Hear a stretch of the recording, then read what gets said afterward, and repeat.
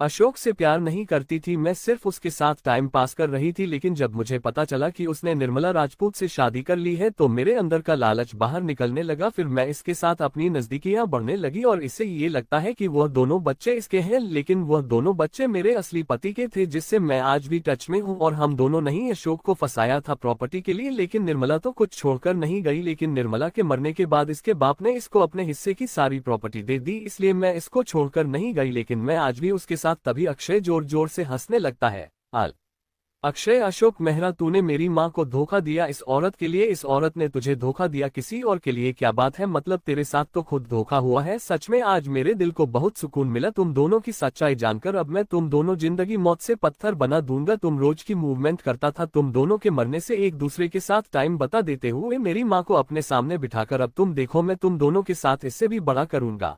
आल अक्षय वहां से बाहर निकल जाता है। बाहर आकर अपने बॉडीगार्ड को कुछ बात के चला जाता है। वही थोड़ी देर में उसे कमरे से चिल्लाने की आवाज से आने लगती है, जैसे पड़ता वहां सच में किसी को फर्क नहीं पड़ता।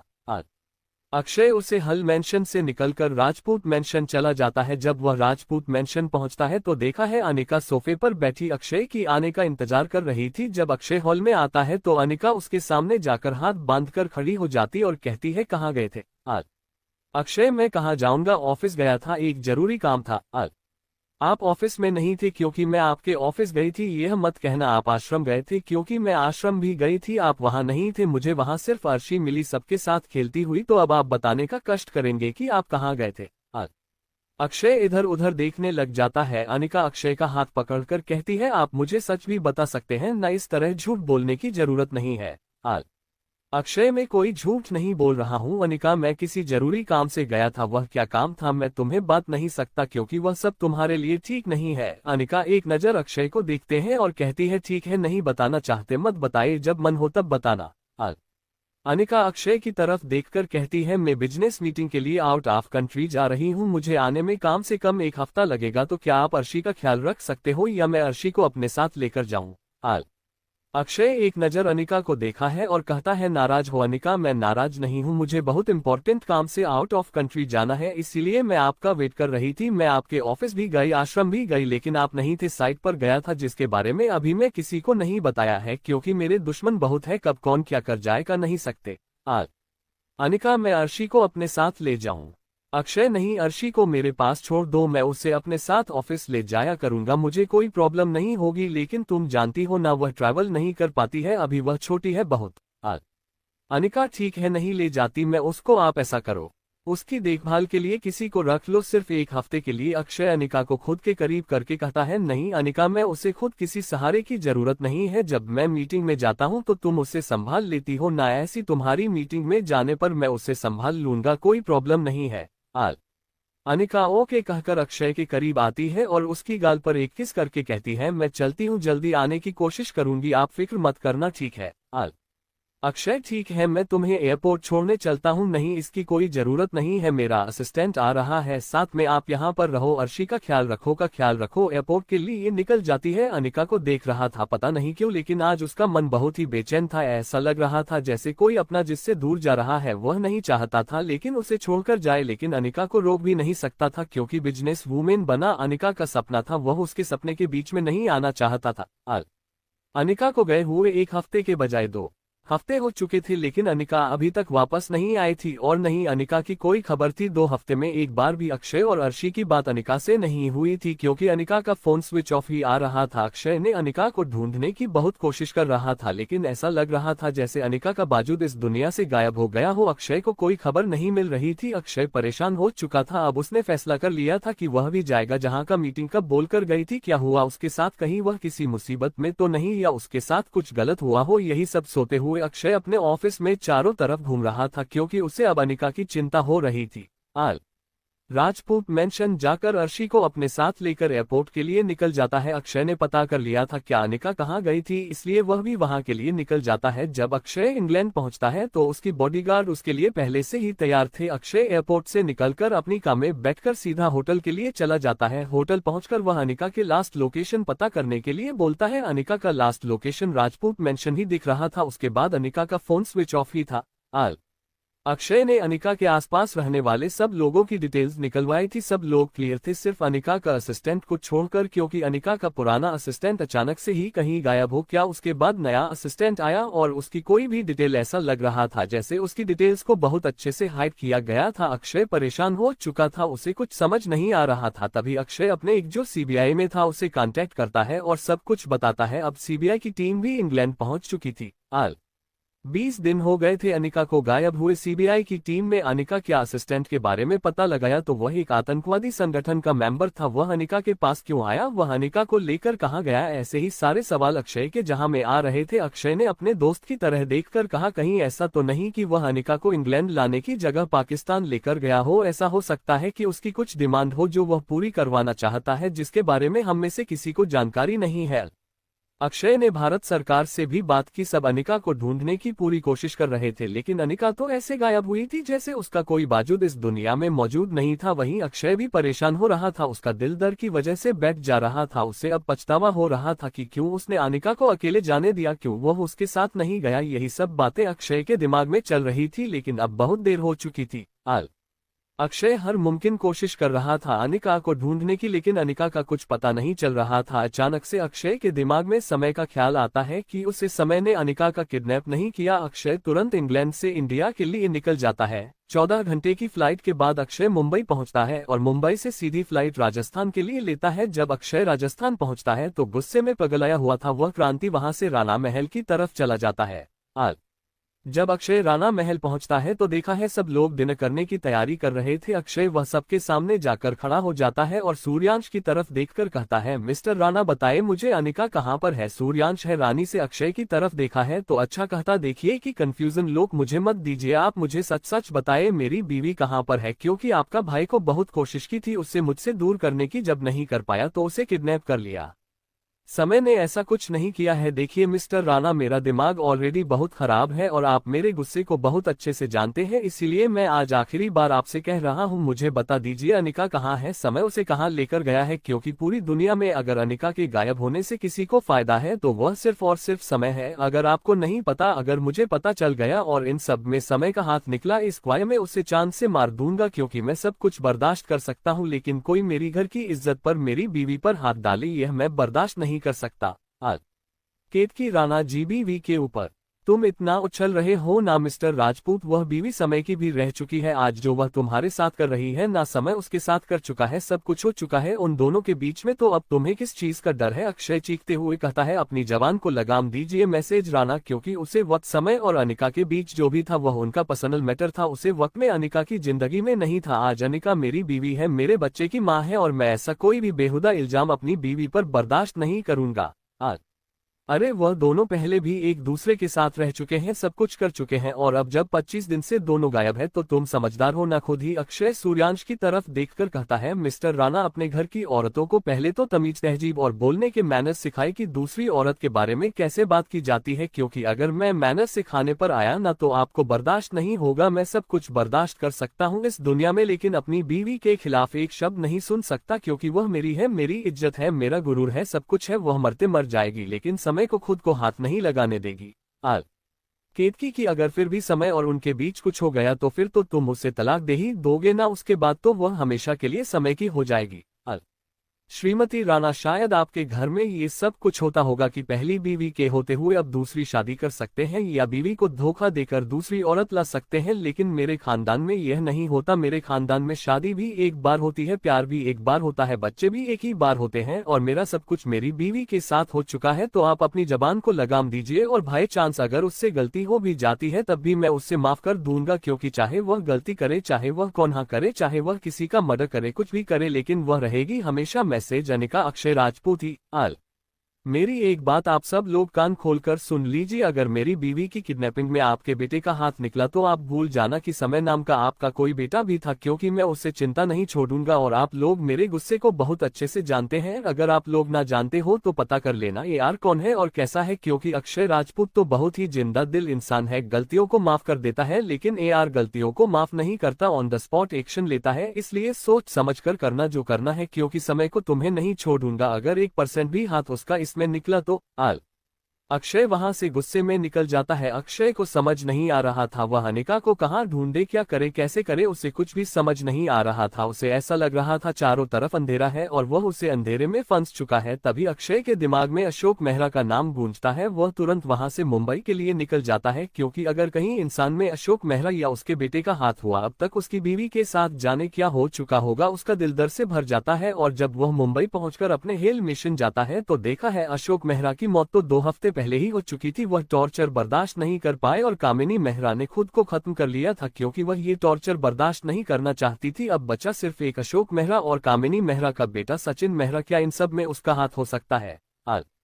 1 महीना हो चुका था लेकिन अभी तक अक्षय को अनिका की कोई खबर नहीं मिली थी। अक्षय दर दर की ठोकरें खा रहा था अनिका को ढूंढने के लिए, लेकिन अनिका का कोई भी सुराग से नहीं मिला था। समय भी अपनी कंपनी में था। अक्षय ने हर एक डिटेल्स पता करवा ली थी। समय इस टाइम इतना बिजी था कि उसके पास सांस लेने तक का टाइम नहीं था। तो फिर वह इंसान कौन था जिसने अनिका को गायब किया? कहाँ गई है अनिका? क्या हुआ उसके साथ? कुछ भी किसी को समझ नहीं आ रहा था। वही अक्षय अर्शी को संभाल कर परेशान हो चुका था, क्योंकि वह थी तो 2 साल की बच्ची ही, उसे भी अपनी माँ की जरूरत थी। 1 महीने से वह बच्ची अपने माँ के लौटने का इंतजार कर रही थी, लेकिन उसकी माँ कहाँ थी, कैसी थी, क्या हुआ उसके साथ? किसी को कुछ नहीं पता था। सब लोग परेशान थे।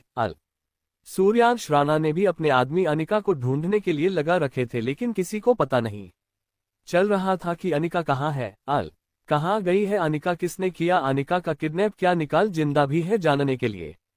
अक्षय वहां से गुस्से में निकल जाता है। अक्षय को समझ नहीं आ रहा था वह अनिका को कहाँ ढूंढे, क्या करे, कैसे करे, उसे कुछ भी समझ नहीं आ रहा था। उसे ऐसा लग रहा था चारों तरफ अंधेरा है और वह उसे अंधेरे में फंस चुका है। तभी अक्षय के दिमाग में अशोक मेहरा का नाम गूंजता है। वह तुरंत वहां से मुंबई के लिए निकल जाता है, क्योंकि अगर कहीं इंसान में अशोक मेहरा या उसके बेटे का हाथ हुआ, अब तक उसकी बीवी के साथ जाने क्या हो चुका होगा। उसका दिल दर्द से भर जाता है और जब वह मुंबई पहुंचकर अपने हेल मिशन जाता है तो देखा है अशोक मेहरा की मौत तो 2 हफ्ते पहले ही हो चुकी थी। वह टॉर्चर बर्दाश्त नहीं कर पाए और कामिनी मेहरा ने खुद को खत्म कर लिया था, क्योंकि वह ये टॉर्चर बर्दाश्त नहीं करना चाहती थी। अब बचा सिर्फ एक अशोक मेहरा और कामिनी मेहरा का बेटा सचिन मेहरा। क्या इन सब में उसका हाथ हो सकता है?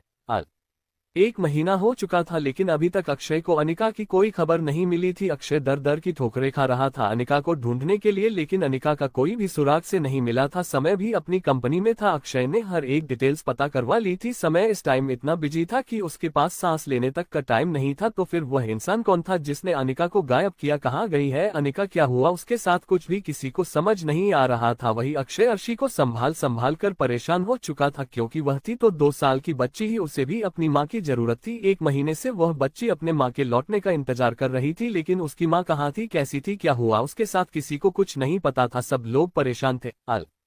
सूर्यांश राणा ने भी अपने आदमी अनिका को ढूंढने के लिए लगा रखे थे, लेकिन किसी को पता नहीं चल रहा था कि अनिका कहाँ है।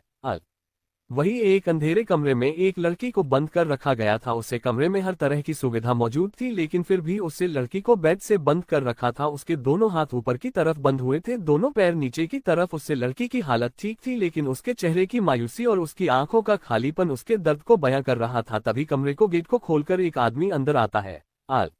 अनिका के पास जाकर बैठ जाता है और उसके बालों को उसके चेहरे से हटाते हुए कहता है, मान जाओ ना मेरी बात, क्यों खुद को इतना टॉर्चर कर रही हो? कर लो ना मुझसे शादी और मेरी दुनिया में मगन हो जाओ। हमेशा के लिए भूल जाओ सब कुछ, अपने पति को सब कुछ भूल कर मेरे साथ एक नई शुरुआत करो। आई स्वेयर मैं तुम्हें कभी भी कोई तकलीफ नहीं होने दूंगा और ना ही तुम्हें समय की तरह धोखा दूंगा। अनिका अपने सामने खड़े लड़के की तरफ घूर कर देखती है और कहती है, मैं तुमसे शादी कभी नहीं करूंगी। सुना तुमने, मैं अक्षय को छोड़कर किसी और के पास कभी नहीं जाऊंगी। तुम मुझे चाहे जितना टॉर्चर कर लो, लेकिन तुम मेरी अंदर की हिम्मत को नहीं तोड़ सकती। मेरा शरीर कमजोर हो सकता है, लेकिन मेरी आत्मा नहीं, समझे तुम? और अगर इतनी ही तुम्हें हिम्मत देखनी है तो एक बार मेरे हाथ खोल कर देखो, उसके बाद मैं तुम्हें बताती हूँ अनिका राजपूत कौन है। वह लड़का हंसने लगता है और कहता है, तुम्हें क्या मेरे चेहरे पर बेवकूफ लिखा हुआ दिख रहा है जो मैं तुम्हारे हाथ खोल दूं और तुम यहाँ से भाग जाओ? जब तक तुम मुझसे शादी नहीं करती तब तक मैं तुम्हें यहाँ से कहीं नहीं जाने दूंगा। अनिका गुस्से में उसे लड़के की तरफ देखती और कहती है, राहुल बहुत पछताओगे, तुम बता रही हूँ मैं तुम्हें। जानते हो, एक वक्त था जब मैं इस दुनिया में सबसे ज्यादा भरोसा तुम पर करती थी। एक वक्त था जब तुम्हारे लिए मैं सबसे लड़ने को तैयार थी, लेकिन तुमने तो दोस्ती तक नहीं निभाई। मंगेतर होने का फर्ज तो बहुत दूर की बात थी। तुम्हें मुक्ति में ज्यादा खूबसूरती लगी, तुम उसके पास चले गए। वह तुम्हें शादी से पहले सब कुछ दे रही थी, इसलिए तुम उसके हो गए। अनिका, तो अब फिर तुम क्यों मेरे पीछे पड़े हो? क्यों मुझे शांति से मेरी जिंदगी नहीं जीने दे रही? राहुल, मैं तुम्हें शांति से तुम्हारी जिंदगी जीने दूंगा, बस तुम मुझसे शादी कर लो और हम दोनों हमेशा हमेशा के लिए देश छोड़कर चले जाएंगे। तुम नहीं जानती, तुम पर पिछले 1 साल से नजर रखे हुए था मैं, तुम्हारे पाल पाल की खबर थी मुझे, तुम कब कहाँ किस वक्त चाहती हो सब कुछ पता था मुझे। तुम्हें क्या लगता है तुम्हें राजपूत मेंशन से यहाँ लाना बहुत आसान था? मेरे लिए नहीं, बहुत मुश्किल था। 1 साल की प्लानिंग थी और इस 1 साल में मैं हर वक्त तुम पर नजर रखी है। तुम्हें क्या लगता है इतनी प्लानिंग के बाद मैं तुम्हें छोड़ दूंगा? So I am so sorry baby, ऐसा तो नहीं हो सकता। अनिका, जानते हो राहुल, ना तो तुम कभी एक अच्छे दोस्त थे ना फिर तुम एक अच्छे हमसफर बन पाए, और आज तो तुमने इंसानियत को बीमार दिया। तुम किसी की पत्नी को, किसी की माँ को यहाँ किडनैप करके रखे हो सिर्फ इसलिए क्योंकि तुम्हें लगता है कि तुम मुझसे प्यार करती हो। ऐसा नहीं है, तुम मुझसे नहीं मेरी प्रॉपर्टी से प्यार करते हो, क्योंकि तुम जान चुके हो एक के इंडस्ट्रीज दुनिया की नंबर 2 कंपनी है और तुम्हें सिर्फ उसे पर अपना आधिपत्य जमाना है और कुछ नहीं। तुम पहले भी प्रॉपर्टी के लालच में मुक्ति के पास गए थे और आज प्रॉपर्टी की लालच में मेरे पास आए हो। अनिका, राहुल आखिरी बार बोल रही हूँ, मुझे छोड़ दो। मैं तुम्हारे खिलाफ कोई भी एक्शन नहीं लूंगी और ना ही मैं कभी भी अक्षय को बताऊंगी कि मेरा किडनैप किसने किया था। बस खुद को सुधार लो और कोई अच्छा सा लड़की देखकर उससे शादी कर लो, क्योंकि अन्यका हमेशा हमेशा के लिए अक्षय की हो चुकी है। राहुल, जैसे तुम समय को छोड़कर अक्षय से शादी की, वैसे हाय अक्षय को छोड़कर मुझसे शादी कर लो। अनिका, समय ने मुझे धोखा दिया था, उससे वक्त अक्षय से शादी करने का मेरा सिर्फ एक मकसद था, समय का मेरे तक आने वाला हर एक रास्ता बंद कर देना। क्योंकि भले ही मैं समय से नफरत नहीं करती पर लेकिन मेरे दिल में उसके लिए कोई फीलिंग्स नहीं है, कोई प्यार नहीं है। जिस दिन उसने मुझे छोड़कर मुक्ति को चुना था ना, उसी दिन मेरे अंदर की मोहब्बत मर गई थी। हाँ, ये सच है कि समय मेरी पहली मोहब्बत है, था और हमेशा रहेगा, लेकिन अक्षय मेरी आखिरी मोहब्बत है और उसके अलावा मेरी जिंदगी में कोई नहीं आ सकता। वह मेरी अर्शी का डैडी है और उसे छोड़कर मैं कभी तुम जैसे इंसान को नहीं चुनूंगी, समझे? तुम चाहे तो मुझे यहाँ जान से ही क्यों ना मार दो। अनिका ने राहुल को अपनी बातों में लगा लिया था और चुपके से उसने जो हाथ खोल लिया था उससे राहुल की जेब में से उसने फोन निकाल लिया था और राहुल को ये पता भी नहीं चला था। वही राहुल अनिका से बहस करके थक चुका था, क्योंकि उनके समझने को तैयारी नहीं थी, इसलिए वह गुस्से में कैमरे से बाहर चला जाता है और कमरे को लॉक कर लेता है। अनिका जो हाथ खोल चुकी थी उसे वह अपना पर खोलते हैं, दूसरे हाथ को खोलकर दूसरा पर भी खोलती है और बेड पर उठकर बैठ जाती है और गेट की तरफ देखकर कहती है, 1 महीने से तुमने मुझे कैद कर रखा था, लेकिन तब तक मैं यह नहीं जानती थी इन सब के पीछे तुम हो। लेकिन जब मुझे 1 हफ्ते पहले ये पता चला तो मैं अपने भगाने के लिए सारे रास्ते को लिए हैं। अब तुम देखो राहुल, मैं तुम्हें कैसी मौत देता हूँ। अनिका ने राहुल का जो फोन लिया था उससे ओपन करती है, लेकिन उसका पासवर्ड नहीं पता था। फिर वह मुक्ति का नाम डालते हैं, नहीं खुलता। तभी उसके दिमाग में कुछ हिंट करता है और वह राहुल की मॉम का नाम डालते हैं और तुरंत ही पासवर्ड अनलॉक हो जाता है। क्योंकि अनिका जानती थी राहुल अपनी मॉम से कितना प्यार करता है, वह जल्दी से अक्षय का नंबर डायल करती है, लेकिन अक्षय का नंबर बिजी आ रहा था। वह दोबारा डायल करती है तो नंबर लग जाता है, लेकिन उधर से कोई कॉल नहीं रिसीव करता। एक बार फिर डायल करती है, तभी उधर से कोई कॉल रिसीव करके अपने कानों पर लगता है और उधर से आवाज आती है, कौन? आने का। इस आवाज को 1 महीने बाद सुन रही थी, यह उसके पति की आवाज थी, उसके अक्षय की आवाज। अनिका अक्षय जैसे यानिका अक्षय नाम लेती है, अक्षय मीटिंग में से एकदम उठ के खड़ा हो जाता है और बाहर की तरफ भागते हुए कहता है, कहाँ हो तुम? मुझे अभी के अभी बैठो। अनिका, पैनिक मत करो अक्षय और मेरी बात ध्यान से सुनो, मेरी किडनैपिंग के पीछे राहुल का हाथ है और तुम राहुल के बेयर में सब कुछ जानते हो। और एक बात, मैंने यहाँ का लोकेशन ट्रैक कर दी है। अनिका, उससे लोकेशन पर जल्दी से पहुंच जाओ अक्षय, वरना यह पागल आदमी मुझसे शादी कर लेगा और मुझे हमेशा हमेशा के लिए तुमसे दूर कर देगा। और एक बात अक्षय, इसके आदमी हमारे घर में भी मौजूद हैं, तुम्हारे ऑफिस में भी मौजूद हैं और तुम्हारे बॉडीगार्ड्स में भी मौजूद है। तो पीकर फूल में कॉल रख रही हूँ, ये फोन में साइलेंट पर कर दूंगी, लेकिन हाँ इसकी लोकेशन और उत्तर दोनों ऑन रहेगा, तो प्लीज जल्दी आओ। उनका को बाहर से कुछ आहट होती है, निकाल फोन को अपनी पीठ के नीचे रखकर जल्दी से बेड पर इस तरह लेट जाती है जैसे पहले लेते थी, उसकी आंखें बंद थी। राहुल अंदर आता है तो देखा है अनिका की आंखें बंद थी। राहुल पूरे कमरे की तलाशी लेता है, लेकिन उसे अपना फोन कहीं नहीं मिलता। वह अपने नंबर पर कॉल भी करता है, लेकिन यहाँ पर जब कोई बेल नहीं बजती है तो वह एक बार अनिका के सिर पर हाथ फेर के कमरे से बाहर चला जाता है और कमरे को लॉक कर देता है। अनिका एकदम से आंखें खोलकर गेट की तरफ देखती है, उसके चेहरे पर इस वक्त एक डेंजरस स्माइल थी, जिसका मतलब था राहुल की बर्बादी। अक्षय ने अनिका की सारी बातें सुन ली थी और उससे पता चल चुका था, इसीलिए उसने अपने फ्रेंड बॉडीगार्ड को कुछ कोड बता रखे थे जिसका मतलब सिर्फ उसके ही बॉडीगार्ड शांति थे, बाहर से आया हुआ कोई आदमी नहीं। उसने सारे बॉडीगार्ड, ऑफिस के कर्मचारी और घर के सर्वेंट को अपने घर के गार्डन में इकट्ठा किया हुआ था। सब लोग एक दूसरे का चेहरा देख रहे थे कि आज ऐसा क्या हो गया जो अक्षय ने सबको एक साथ यहाँ खड़ा कर रखा है। तभी अक्षय सबकी तरफ देखा है और कहता है, जब आप सब लोगों की ट्रेनिंग हुई थी मैंने आप लोगों को कुछ रूल्स और कोड बताए थे, आज मैं उनको बोलूंगा, उसी के मुताबिक आप लोगों को रिएक्ट करना है। सब लोगों के बॉस बोल देते हैं अल। तभी अक्षय एक साथ बोलता है, अब जो लोग अक्षय के थे वह लोग खड़े डाउन हो जाते हैं और जो लोग राहुल के भेजे हुए आदमी थे वह लोग खड़े हो जाते हैं। अक्षय उन सब की तरफ देखकर डेंजरस स्माइल देने लगता है। वही सब लोग हैरानी से अक्षय को देख रहे थे। अक्षय बाकी सबको वहां से हटकर एक साइड खड़ा कर देता है और उन 100 आदमियों को अपने सामने, जो उसके ऑफिस, उसके बॉडीगार्ड और उसके घर में थे, उन सब की तरफ देखकर कहता है, तुम लोगों को क्या लगता है अक्षय राजपूत के घर में घुसना इतना आसान है? 1 साल से मेरी नजर थी तुम लोगों पर, लेकिन मैं ज्यादा रिएक्ट नहीं किया था, लेकिन मेरी बीवी की किडनैपिंग के पीछे तुम लोगों का हाथ है, यह मुझे आज ही पता चला। वह लोग वहां से भागने की कोशिश करते हैं, तभी अचानक जमीन में खिले हुए डायनामाइट एकदम से ब्लास्ट हो जाते हैं और वह 100 के 100 मिट्टी में मिलन हो जाते हैं। अक्षय सब की तरफ हैरानी से देखा है और कहता है, तुम तो एक ही बार में खत्म हो गए यार। तभी वह जमीन तो हिस्सों में बट जाती है और 100 लोग उसे जमीन में समा जाते हैं। वही बाकी के सारे लोग डर और घबराहट में अक्षय को देख रहे थे, क्योंकि अक्षय की आंखों में इस वक्त एक खूंखार शैतान और जानवर जगा हुआ था जो किसी भी वक्त किसी का भी शिकार कर सकता था।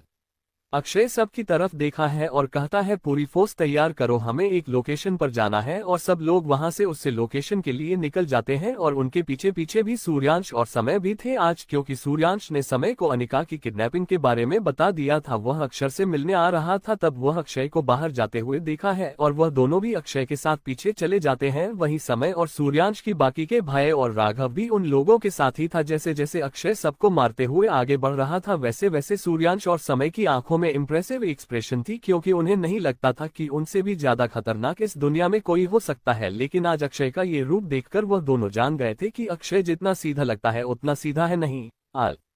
कुछ ही सेकंड में अक्षय ने वहां खड़े सारे आदमियों को मार गिराया था और उसकी जगह उसके खुद के आदमी तैनात हो गए थे। वह एक झटके में उससे घर में घुस जाता है और चारों तरफ देखा है जहां के सारे आदमी मारे जा चुके थे और उसकी जगह उसके खुद के बॉडीगार्ड खड़े थे। अक्षय एक तेज आवाज में चिल्लाता है, राहुल मेरे सामने आओ। वहीं अक्षय की आवाज सुनकर राहुल की उम्र कम जाती है, क्योंकि अक्षय का डरावना चेहरा वह बहुत पहले देख चुका था, लेकिन उसने अनिका के चक्कर में उसे दुश्मनी मोल ले ली थी और इस दुश्मनी का सिर्फ एक ही और था, उसकी मौत। राहुल भी अपने डर को काबू करके अक्षय के सामने आकर खड़ा हो जाता है और कहता है, क्या यह मिस्टर राजपूत कैसे आना हुआ? मिस्टर राहुल, आप जितने सीधे लगते हो उतने हो नहीं। मेरी बीवी कहाँ है? अरे आप अपनी बीवी नहीं संभाल पाए और मुझसे पूछने आए हो क्या आपकी बीवी कहाँ है? अरे मुझे क्या पता, पूछना है कि पहले पति से पूछो, उसके आशिक से पूछो, मुझसे क्यों पूछ रहे हो? तभी पीछे से एक आवाज आती है, तुमसे ना पूछे तो किस पूछे? राहुल जब राहुल घूम कर पीछे देखा है तो उसके पीछे आने का खड़ी थी अनिका को आजाद बाहर आता हुआ देखकर राहुल की आंखें शौक में बड़ी हो जाती हैं, क्योंकि उसे लगा नहीं था कि उसके पिंजरे से आने का आजाद हो सकती है। लेकिन आज उसका यह ओवर कॉन्फिडेंस ही उसे लेकर डूब गया था। आने का घूमकर जैसे ही अक्षय के पास जाने वाली होती है, वैसे ही राहुल अनिका का हाथ पकड़कर उसे अपनी तरफ खींचकर उसकी गर्दन पर अपनी बंदूक रख देता है।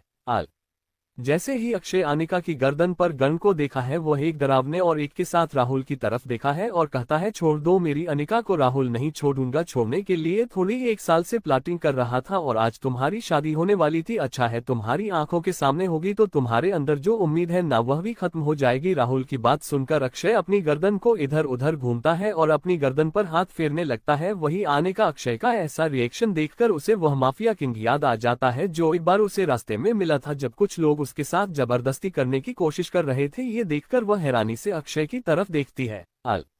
राहुल भी अपने डर को काबू करके अक्षय के सामने आकर खड़ा हो जाता है और कहता है, क्या यह मिस्टर राजपूत कैसे आना हुआ? मिस्टर राहुल, आप जितने सीधे लगते हो उतने हो नहीं। मेरी बीवी कहाँ है? अरे आप अपनी बीवी नहीं संभाल पाए और मुझसे पूछने आए हो क्या आपकी बीवी कहाँ है? अरे मुझे क्या पता, पूछना है कि पहले पति से पूछो, उसके आशिक से पूछो, मुझसे क्यों पूछ रहे हो? तभी पीछे से एक आवाज आती है, तुमसे ना पूछे तो किस पूछे राहुल। जब राहुल घूम कर पीछे देखा है तो उसके पीछे अनिका खड़ी थी। अनिका को आजाद बाहर आता हुआ देखकर राहुल की आंखें शौक में बड़ी हो जाती हैं, क्योंकि उसे लगा नहीं था कि उसके पिंजरे से अनिका आजाद हो सकती है। लेकिन आज उसका ओवर कॉन्फिडेंस ही उसे लेकर डूब गया था। अनिका घूमकर जैसे ही अक्षय के पास जाने वाली होती है, वैसे ही राहुल अनिका का हाथ पकड़कर उसे अपनी तरफ खींचकर उसकी गर्दन पर अपनी बंदूक रख देता है।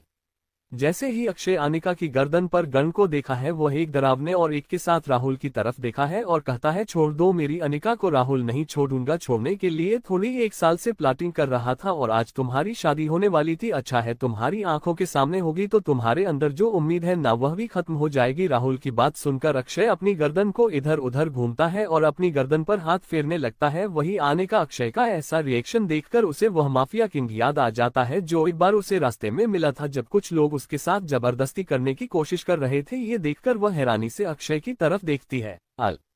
अपने मन में उसे बात को अनिका भी नहीं देना चाहती थी, लेकिन अनिका का मन बार बार इस बात पर जा रहा था। वही अक्षय के उस डरावने रूप को देखकर राहुल की सांस ही अटक जाती है। अब उसे पश्चाताप हो रहा था कि उसने क्यों उनका का किडनैप किया और क्यों इस खूंखार शेर के सामने खुद को परोस दिया। वही अक्षय एक झटके में अनिका को अपनी बाहों में भर लेता है और एक खींच के लात राहुल के पेट में मारता है। उसके एक क्लास से ही राहुल बहुत दूर जाकर गिरता है और उसके मुंह से खून का फफड़ा छूट जाता है। अनिका खुद को अक्षय की बाहों में छुपा लेती है, क्योंकि 1 महीने से राहुल ने उसे बहुत परेशान किया था। भलाई उसे कभी जोर जबरदस्ती नहीं की थी, लेकिन वह हमेशा उसे मेंटली परेशान करता रहता था और यही सब राहुल के कभी हिम्मत नहीं हुई थी कि वह अनिका के साथ जबरदस्ती कर सके, क्योंकि दिल के किसी कोने में राहुल को इस बात का एहसास था कि अक्षय उसे दर्दनाक मौत देगा। और आज सही हो भी रहा था। अक्षय कनिका को एक साइड करके धीरे धीरे चलकर राहुल के पास जाने लगता है और राहुल अपनी अधमरी बॉडी को पीछे खिसकने लगता है।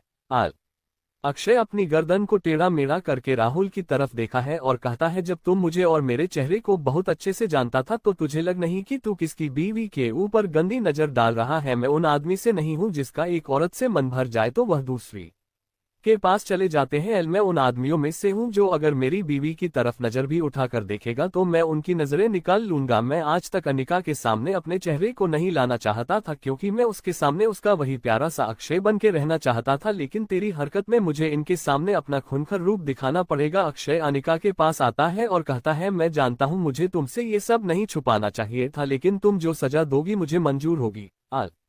बस तुम थोड़ी देर के लिए अपनी आंखें बंद कर लो, क्योंकि मैं इस इंसान को वह सजा देना चाहता हूं कि यह आगे चलकर कभी किसी लड़की के साथ कितनी बढ़िया हरकत करने की कोशिश ना करे। और तुम सिर्फ हमारे बारे में सोचो, हमारे बच्चे के बारे में सोचो और इससे ज्यादा कुछ नहीं सोचा है। जैसे ही समय और सूर्यांश के कानों में बच्चों वाली बात चाहती है, वह दोनों हैरानी से अनिका को देखने लगते हैं और फिर समय की नजर निकल के पेट पर चली जाती है। उसे ऐसा लग रहा था जैसे उसकी पूरी दुनिया ही बिखर गई हो, लेकिन ये दुनिया भी तो उसी की वजह से ही तो बिखरी थी। ना ही वह मुक्ति को अपनाता और नहीं अनिका हमेशा हमेशा के लिए उसे दूर होती। आज समय को अपने दिल में बहुत दर्द हो रहा था। ऐसा लग रहा था जैसे किसी ने उसके दिल के 1000 टुकड़े कर दिए हो।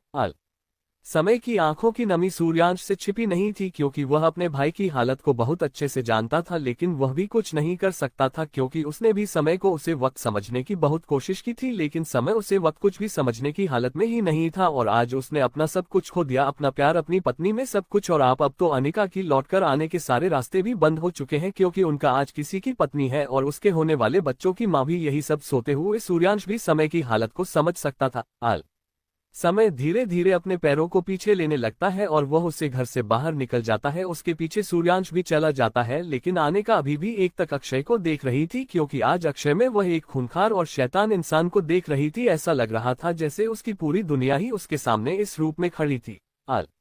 अक्षय धीरे धीरे राहुल के हाथ के सारी उंगलियां को काट देता है और फिर उसके पैरों की उससे घर में राहुल के सीखने चिल्लाने की आवाज आ रही थी, लेकिन आवाजों का वाहन, खड़े बॉडीगार्ड और अक्षय पर कोई असर ही नहीं हो रहा था। वहीं अनिका भी एक तक अक्षय के चेहरे को देख रही थी। थोड़ी देर में अक्षय उसके सीने में अपना नाखून करने लगता है। नाखून करते करते राहुल के सीने से खून निकलने लगता है। वही अक्षय धीरे धीरे अपनी उंगलियों को राहुल के दिल की जगह पर करने जा रहा था। उसने अपने हाथों में एक ऐसा ब्लू लिया हुआ था जिससे वह उसे जगह को चीरता हुआ उसके अंदर घुस जा रहा था और वह उसमें हाथ डालकर राहुल के दिल को बाहर निकाल लेता है। राहुल की सांस तो जाने कब की बंद हो गई थी, लेकिन अक्षय का गुस्सा अभी शांत नहीं हुआ था, पर राहुल के दिल को निकालकर जमीन पर फेंक देता है। अनिका ये देखकर अपनी आंखें कसकर बंद कर देती है।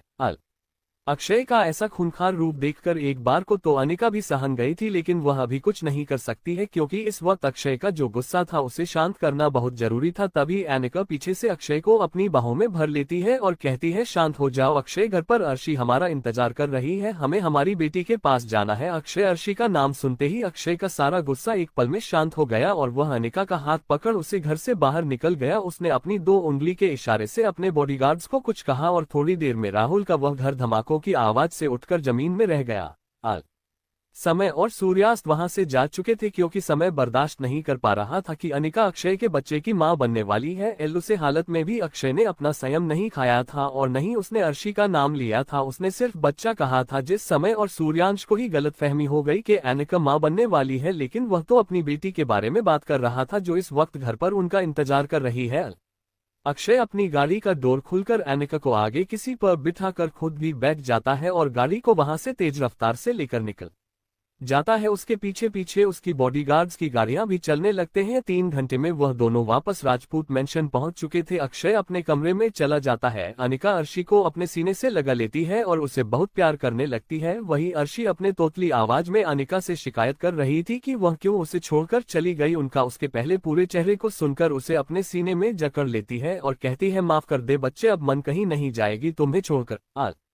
अक्षय इस वक्त सवार के नीचे खड़ा हुआ था और उसको ठंडा पानी अक्षय के अंदर लगी हुई आग को बुझा नहीं पा रहा था, लेकिन अब से समझ गया था अब उसे अनिका के हर एक सवाल का जवाब देना। अक्षय खुद को टिया कर रहा था अनिका की सवालों का जवाब देने के लिए, लेकिन अनिका तो कमरे में आई नहीं, वह तो वहां से सीधा अर्शी के कमरे में चली गई थी। जब अक्षय अर्शी के कमरे में जाता है तो देखा है अनिका अर्शी को खुद में चिपकाई गहरी नींद में जा चुकी थी।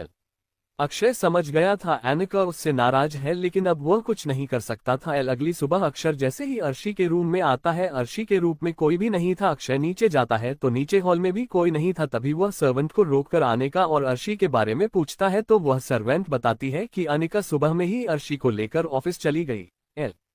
सर्वेंट की बात सुनकर से अपनी आंखें बंद कर लेता है क्योंकि वह समझ गया था कि अनिका से नाराज है। अक्षय बिना ब्रेकफास्ट किया अपने ऑफिस के लिए निकल जाता है। अक्षय जब शाम को घर आता है तो घर अभी भी खाली था, ऐसा लग रहा था जैसे वहां कोई है ही नहीं। तभी एक सर्वेंट नीचे करके खड़ा हो जाता है और उसके आगे अपनी बढ़ा देता है। अच्छा, एक नजर उसे देखकर पूछता है, पी जाने का घर पर आई है या नहीं? सर्वेंट अपना सर झुकाकर ही रहती है, नहीं सर, मैडम घर पर नहीं आई है, उनका फोन आया था, उन्होंने बताया वह अपने घर चली गई है। अक्षय भी उल्टे पैर वहां से वापस चला जाता है क्योंकि वह अनिका से बात करना चाहता था, वह उसे समझाना चाहता था, वह अपने और अनिका के बीच कोई भी गलतफहमी नहीं रखना चाहता था। जैसे ही अक्षय की निकाह के घर के बाहर रुकती है, लेकिन बॉडीगार्ड्स गेट नहीं खोलते। अक्षय बाहर निकाल कर आता है, कहता है गेट खोलो। सॉरी सर, हम गेट नहीं खोल सकते, मैडम ने मना किया है, बोला है किसी को भी अंदर ना आने दिया जाए, चाहे वह आप ही क्यों ना हो। अगर तुम्हें अपनी जान प्यारी नहीं है श्याम तो देख लो, क्योंकि तुम मुझे बहुत अच्छे से जानते हो, एक पल नहीं लगाऊंगा मैं तुम्हें मौत के घाट उतारने में, चुपचाप से गेट खोलो। श्याम डर जाता है, लेकिन वह फिर भी गेट नहीं खोलना। वह अक्षय की तरफ अपनी डर भरी नजरों से देखा है और कहता है, सॉरी सर, लेकिन मैं गेट नहीं खोल सकता। अगर गेट नहीं खोलता हूँ तो आप मारोगे, अगर गेट खोल देता हूँ तो मैडम मरेंगे, लेकिन मैं अपनी मैडम के साथ गद्दारी नहीं कर सकता। मैं जानता हूँ आप उनके पति हैं, लेकिन हमारे लिए फर्स्ट प्रायोरिटी मैडम का हुक्म है। अक्षय अपने बालों में अपना हाथ फंसाकर गाड़ी से टक्कर खड़ा हो जाता है। तभी उसे पीछे वाला पाइप याद आता है और वह अपनी गाड़ी लेकर वहां से निकल जाता है। तभी श्याम अनिका को फोन करके बता देता है कि अक्षय वहां से जा चुका है, लेकिन अनिका जानती थी अक्षय इतनी आसानी से हार मानकर जाने वालों में से तो बिल्कुल नहीं है। तभी उसे अपने पीछे किसी के होने का एहसास होता है। जब वह मुड़कर देखती है तो उसके पीछे अक्षय खड़ा था। अक्षय को देखकर कहती है, तुम अंदर कैसे आए? पैरों से आया और कैसे आया? और जब मेरी बीवी रूठ गई है तो उसे मनाने तो मुझे आना ही था ना। वैसे रूठी हुई बीवी और ज्यादा हसीन लगती है। अनिका उसे अपनी उंगली दिखाकर रहती है, बात मत करना मुझे, क्योंकि मैं तुम्हें जानी नहीं पाई हूँ, समझे? अक्षय, मैं तुम्हें सब कुछ बताना चाहता था अनिका, लेकिन डरता था जैसे दुनिया मेरे नाम से डरती है। वैसे अगर तुम भी मुझसे डर गई तो मैं कैसे जीऊंगा तुम्हारे बिना? यही सब सोकर मैं तुम्हें सच नहीं बताया और कोई वजह नहीं थी तुम्हें से सच पाने की। आई प्रॉमिस यार, आगे से कभी भी कोई चीज तुमसे नहीं छुपाऊंगा। उनका उससे दूर हो जाती है और कहती है, अब आपकी यही सजा है कि आप राजपूत मेंशन में रहोगे और मैं यहाँ अर्शी के साथ रहूंगी। अक्षय वही किचन की इस लैब पर बैठ जाता है और कहता है, ना तो मैं यहाँ से कहीं जाने वाला हूँ और ना ही मैं तुम्हें यहाँ से कहीं जाने दूंगा, समझी? अब तो तुम्हें मेरे साथ ही रहना है जब तक तुम मुझे माफ नहीं कर देती। अनिका गुस्से में अक्षय की तरफ देखती है और कहती है, जब तुम्हारा मन अपनी सच्चाई बताने का नहीं था, वैसे मेरा मन तुमसे बात करने का नहीं है, तुम्हारे साथ रहने का नहीं है। तुम भी ना दूसरे मर्दों की ही तरह हो, अपना सच प्रकार मेरे साथ रह रहे थे, मुझसे प्यार कितनी बड़े बड़े बातें करते थे, सब कुछ, और अपनी जिंदगी का इतना बड़ा सच मुझसे छुपा के रखा था। अक्षय, अनिका प्लीज, वह सब सिर्फ मेरी पहचान से छुपा हुआ था और मैं किसी की तरह नहीं हूँ। नहीं, मेरी जिंदगी में कोई लड़की है और ना ही कभी मैं किसी को अपनी जिंदगी में ला सकता हूँ, क्योंकि मेरी जिंदगी में आने वाली पहली और आखिरी लड़की तुम ही हो और तुम ही रहोगी। और मेरी एक बात कान खोलकर सुन लो, हमारी लड़ाई होगी, झगड़ा होगा, कुछ भी होगा, लेकिन किसी दूसरे आदमी और दूसरी औरत का जिक्र हमारे बीच बिल्कुल नहीं होना चाहिए, समझे? तुम नाराज रहना है, रहो, मैं मना लूंगा, लेकिन भाई याद बातें मुझे बर्दाश्त नहीं है और ना ही मैं सुनना पसंद करता हूँ, इसलिए जो भी बोलना मर्यादा में रहकर बोलना। अक्षय, मैं तुम्हें सब कुछ बताना चाहता था आने का, लेकिन डरता था, जैसे दुनिया मेरे नाम से डरती है वैसे अगर तुम भी मुझसे डर गई तो मैं कैसे जीऊंगा तुम्हारे बिना। यही सब सोकर मैं तुम्हें सच नहीं बताया और कोई वजह नहीं थी तुम्हें से सच पाने की। आई प्रॉमिस यार, आगे से कभी भी कोई चीज तुमसे नहीं छुपाऊंगा। उनका उससे दूर हो जाती है और कहती है, अब आपकी यही सजा है कि आप राजपूत मेंशन में रहोगे और मैं यहाँ अर्शी के साथ रहूंगी। अक्षय वही किचन की इस लैब पर बैठ जाता है और कहता है, ना तो मैं यहाँ से कहीं जाने वाला हूँ और ना ही मैं तुम्हें यहाँ से कहीं जाने दूंगा, समझी? अब तो तुम्हें मेरे साथ ही रहना है जब तक तुम मुझे माफ नहीं कर देती। अनिका गुस्से में अक्षय की तरफ देखती है और कहती है, जब तुम्हारा मन अपनी सच्चाई बताने का नहीं था, वैसे मेरा मन तुमसे बात करने का नहीं है, तुम्हारे साथ रहने का नहीं है। तुम भी ना दूसरे मर्दों की ही तरह हो, अपना सच प्रकार मेरे साथ रह रहे थे, मुझसे प्यार कितनी बड़े बड़े बातें करते थे, सब कुछ, और अपनी जिंदगी का इतना बड़ा सच मुझसे छुपा के रखा था। अक्षय, अनिका प्लीज, वह सब सिर्फ मेरी पहचान से छुपा हुआ था और मैं किसी की तरह नहीं हूँ। नहीं, मेरी जिंदगी में कोई लड़की है और ना ही कभी मैं किसी को अपनी जिंदगी में ला सकता हूँ, क्योंकि मेरी जिंदगी में आने वाली पहली और आखिरी लड़की तुम ही हो और तुम ही रहोगी। और मेरी एक बात कान खोलकर सुन लो, हमारी लड़ाई होगी, झगड़ा होगा, कुछ भी होगा, लेकिन किसी दूसरे आदमी और दूसरी औरत का जिक्र हमारे बीच बिल्कुल नहीं होना चाहिए, समझे? तुम नाराज रहना है, रहो, मैं मना लूंगा, लेकिन भाई याद बातें मुझे बर्दाश्त नहीं है और ना ही मैं सुनना पसंद करता हूँ, इसलिए जो भी बोलना मर्यादा में रहकर बोलना। अनिका, मुझे भी कोई शौक नहीं है किसी को बिक में लकर बात करने का, लेकिन जब गुस्सा आता है तो बर्दाश्त नहीं होता है। अक्षय देखो, लड़ाई लड़नी है लाडो, झगड़ा करना है करो, सामान तोड़ना है तोड़ो, जो करना है करो, मैं सब सुनेगा, सब बर्दाश्त करूंगा, लेकिन कोई गलत शब्द का इस्तेमाल मत करना, क्योंकि मैं वो बर्दाश्त नहीं कर पाऊंगा। अच्छा बैठो, पूरी बात बताता हूँ, मुझे तुमसे कोई बात नहीं करनी। अरे बाबा बैठो तो। अनिका अक्षर से अपना हाथ छुड़ाकर बाहर हाल की तरफ चली जाती है। अक्षय भी पीछे पीछे अनिका के पास आकर बैठ जाता है और एकदम से अनिका को खींचकर अपनी बाहों में भरकर अपनी पर बिठा लेता है और कहता है, अब चुपचाप मेरी बात सुनो, अगर ज्यादा बकवास की ना तो यही पटक दूंगा और फिर मत कहना कि बेशर्म हो। सर्वेंट थे अर्शी थी और तुम जानती हो मुझे कहता हूँ कर सकता हूँ, पहले मैं इसलिए कुछ नहीं कहता था क्योंकि तुमने खुद पर मुझे अपना अधिकार नहीं दिया। तुम हर महीने में मेरी पत्नी हो और मैं तुम्हें सजा भी दे सकता हूँ, तुमसे मोहब्बत भी कर सकता हूँ, समझे?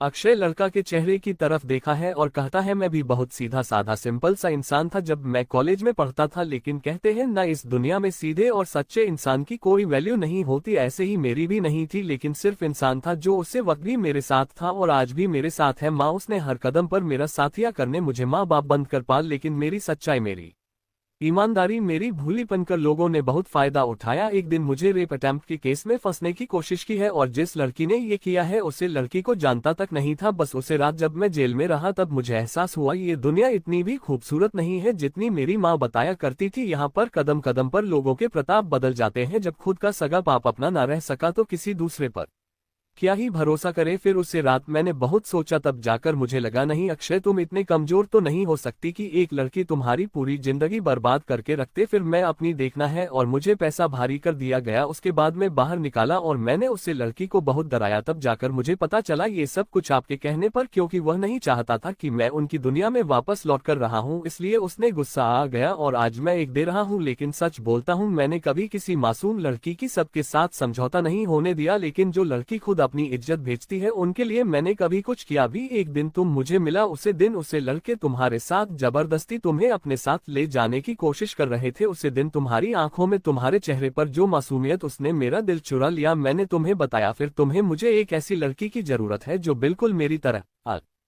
फिर मैं अगले दिन तुमसे अक्षय बन के मिला तो मैं आश्रम लेकर ये सब कुछ, लेकिन उसे दिन मुझे तुम्हारी जिंदगी का एक सच्चा पहलू पता चला। मुझे बहुत दर्द हुआ, बहुत तकलीफ है, लेकिन इस बात की नहीं कि तुम पहले से शादीशुदा थी, इस चीज की उसे इंसान को इतनी अच्छी बीवी मिली थी फिर भी वह इंसान उसे दहेज करने पाया। मैं तुम्हारे इस समय के मुक्ति के बारे में हर एक बात की जानकारी निकाल तब जाकर मुझे पता चला। आज मैं मुक्ति के खिलाफ कुछ कर नहीं सकता था क्योंकि मुक्ति ने अभी तक तुम्हारे साथ एक किसी के साथ कुछ गलत नहीं किया था, लेकिन एक बार मुझे नहीं बताती कि तुम्हारी दोस्त गौरी के साथ उसने ये सब कुछ किया। वह मुझे तुमसे पता चला का अक्षय के चेहरे को अपने हाथों में पकड़कर कहती है, सच बोलते हो तुम अक्षय, ये दुनिया इतनी भी अच्छी नहीं है जितनी बचपन में हमारी माँ हमें बताया करती थी। सब इंसान एक दूसरे को धोखा ही देते आ रहे हैं। आज तक मैं जितने लोगों से मिला सब ने एक दूसरे को धोखा ही तो दिया है, चाहे वह तुम्हारे पापा हो चाहे वह मेरे पापा, दोनों की जिंदगी में दूसरी औरतों थी। आज मुझे एक वचन दोगे?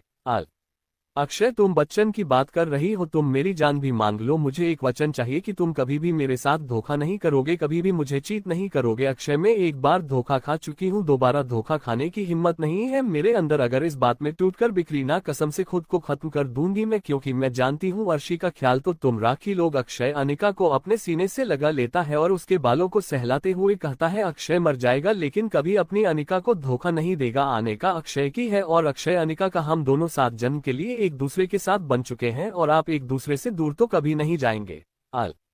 अक्षय अनिका को अपनी बाहों में लिए कमरे की तरफ चला जाता है, उससे बेड पर लेटकर ब्लैंकेट से करके उसके माथे को चुपकर कहता है, मैं मेरी प्रिंसेस को देखकर आता हूँ, तुम आराम करो। तब तक जाते हुए अक्षय का आने का हाथ पकड़ लेती है और कहती है, प्लीज मत जाओ, मेरे पास रहो। 1 महीना उसे टॉर्चर में मैं कैसे गुजरा है यह मैं जानती हूँ, मैं तुम्हें महसूस करना चाहती हूँ, तुम्हारे करीब रहना चाहती हूँ। अक्षय अनिका के पास ही लेट जाता है और अनिका धीरे से अक्षय के लोगों को अपने लबों में कैद करके उसे पर अपनी माहौल लगा देती है। फिर क्या था, अक्षय का भी पेशेंस लेवल खत्म हो गया क्योंकि वह बहुत देर से उसके फोटो को ही तो देख रहा था।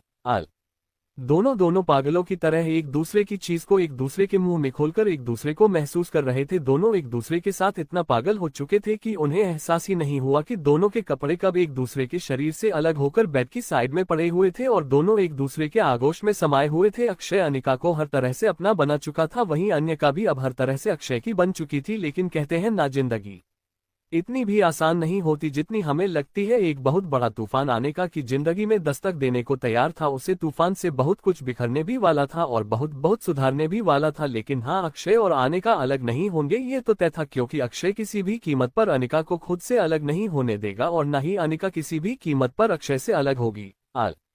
नेक्स्ट मॉर्निंग सूर्यास्त अक्षय अनिका और अर्शी को अपने साथ वापस राजपूत मेंशन ले आया था। दोनों साथ में बैठकर ब्रेकफास्ट कर रहे थे। वही अक्षय अपनी नजरों से अनिका को छेड़ रहा था, तभी बाहर से किसी शोर की आवाज आती है। दोनों जब उधर देखते हैं तो माँ और उसकी फैमिली घर के अंदर आ चुकी थी। अक्षरा का खड़े होते हैं और उन दोनों के पैर छूकर आशीर्वाद लेते हैं। वही माँ की बहन पूजा बहुत गौर से अनिका और अक्षय को देख रही थी, लेकिन उसके चेहरे पर नफरत के भाव थे जो अनिका को देखकर आए थे।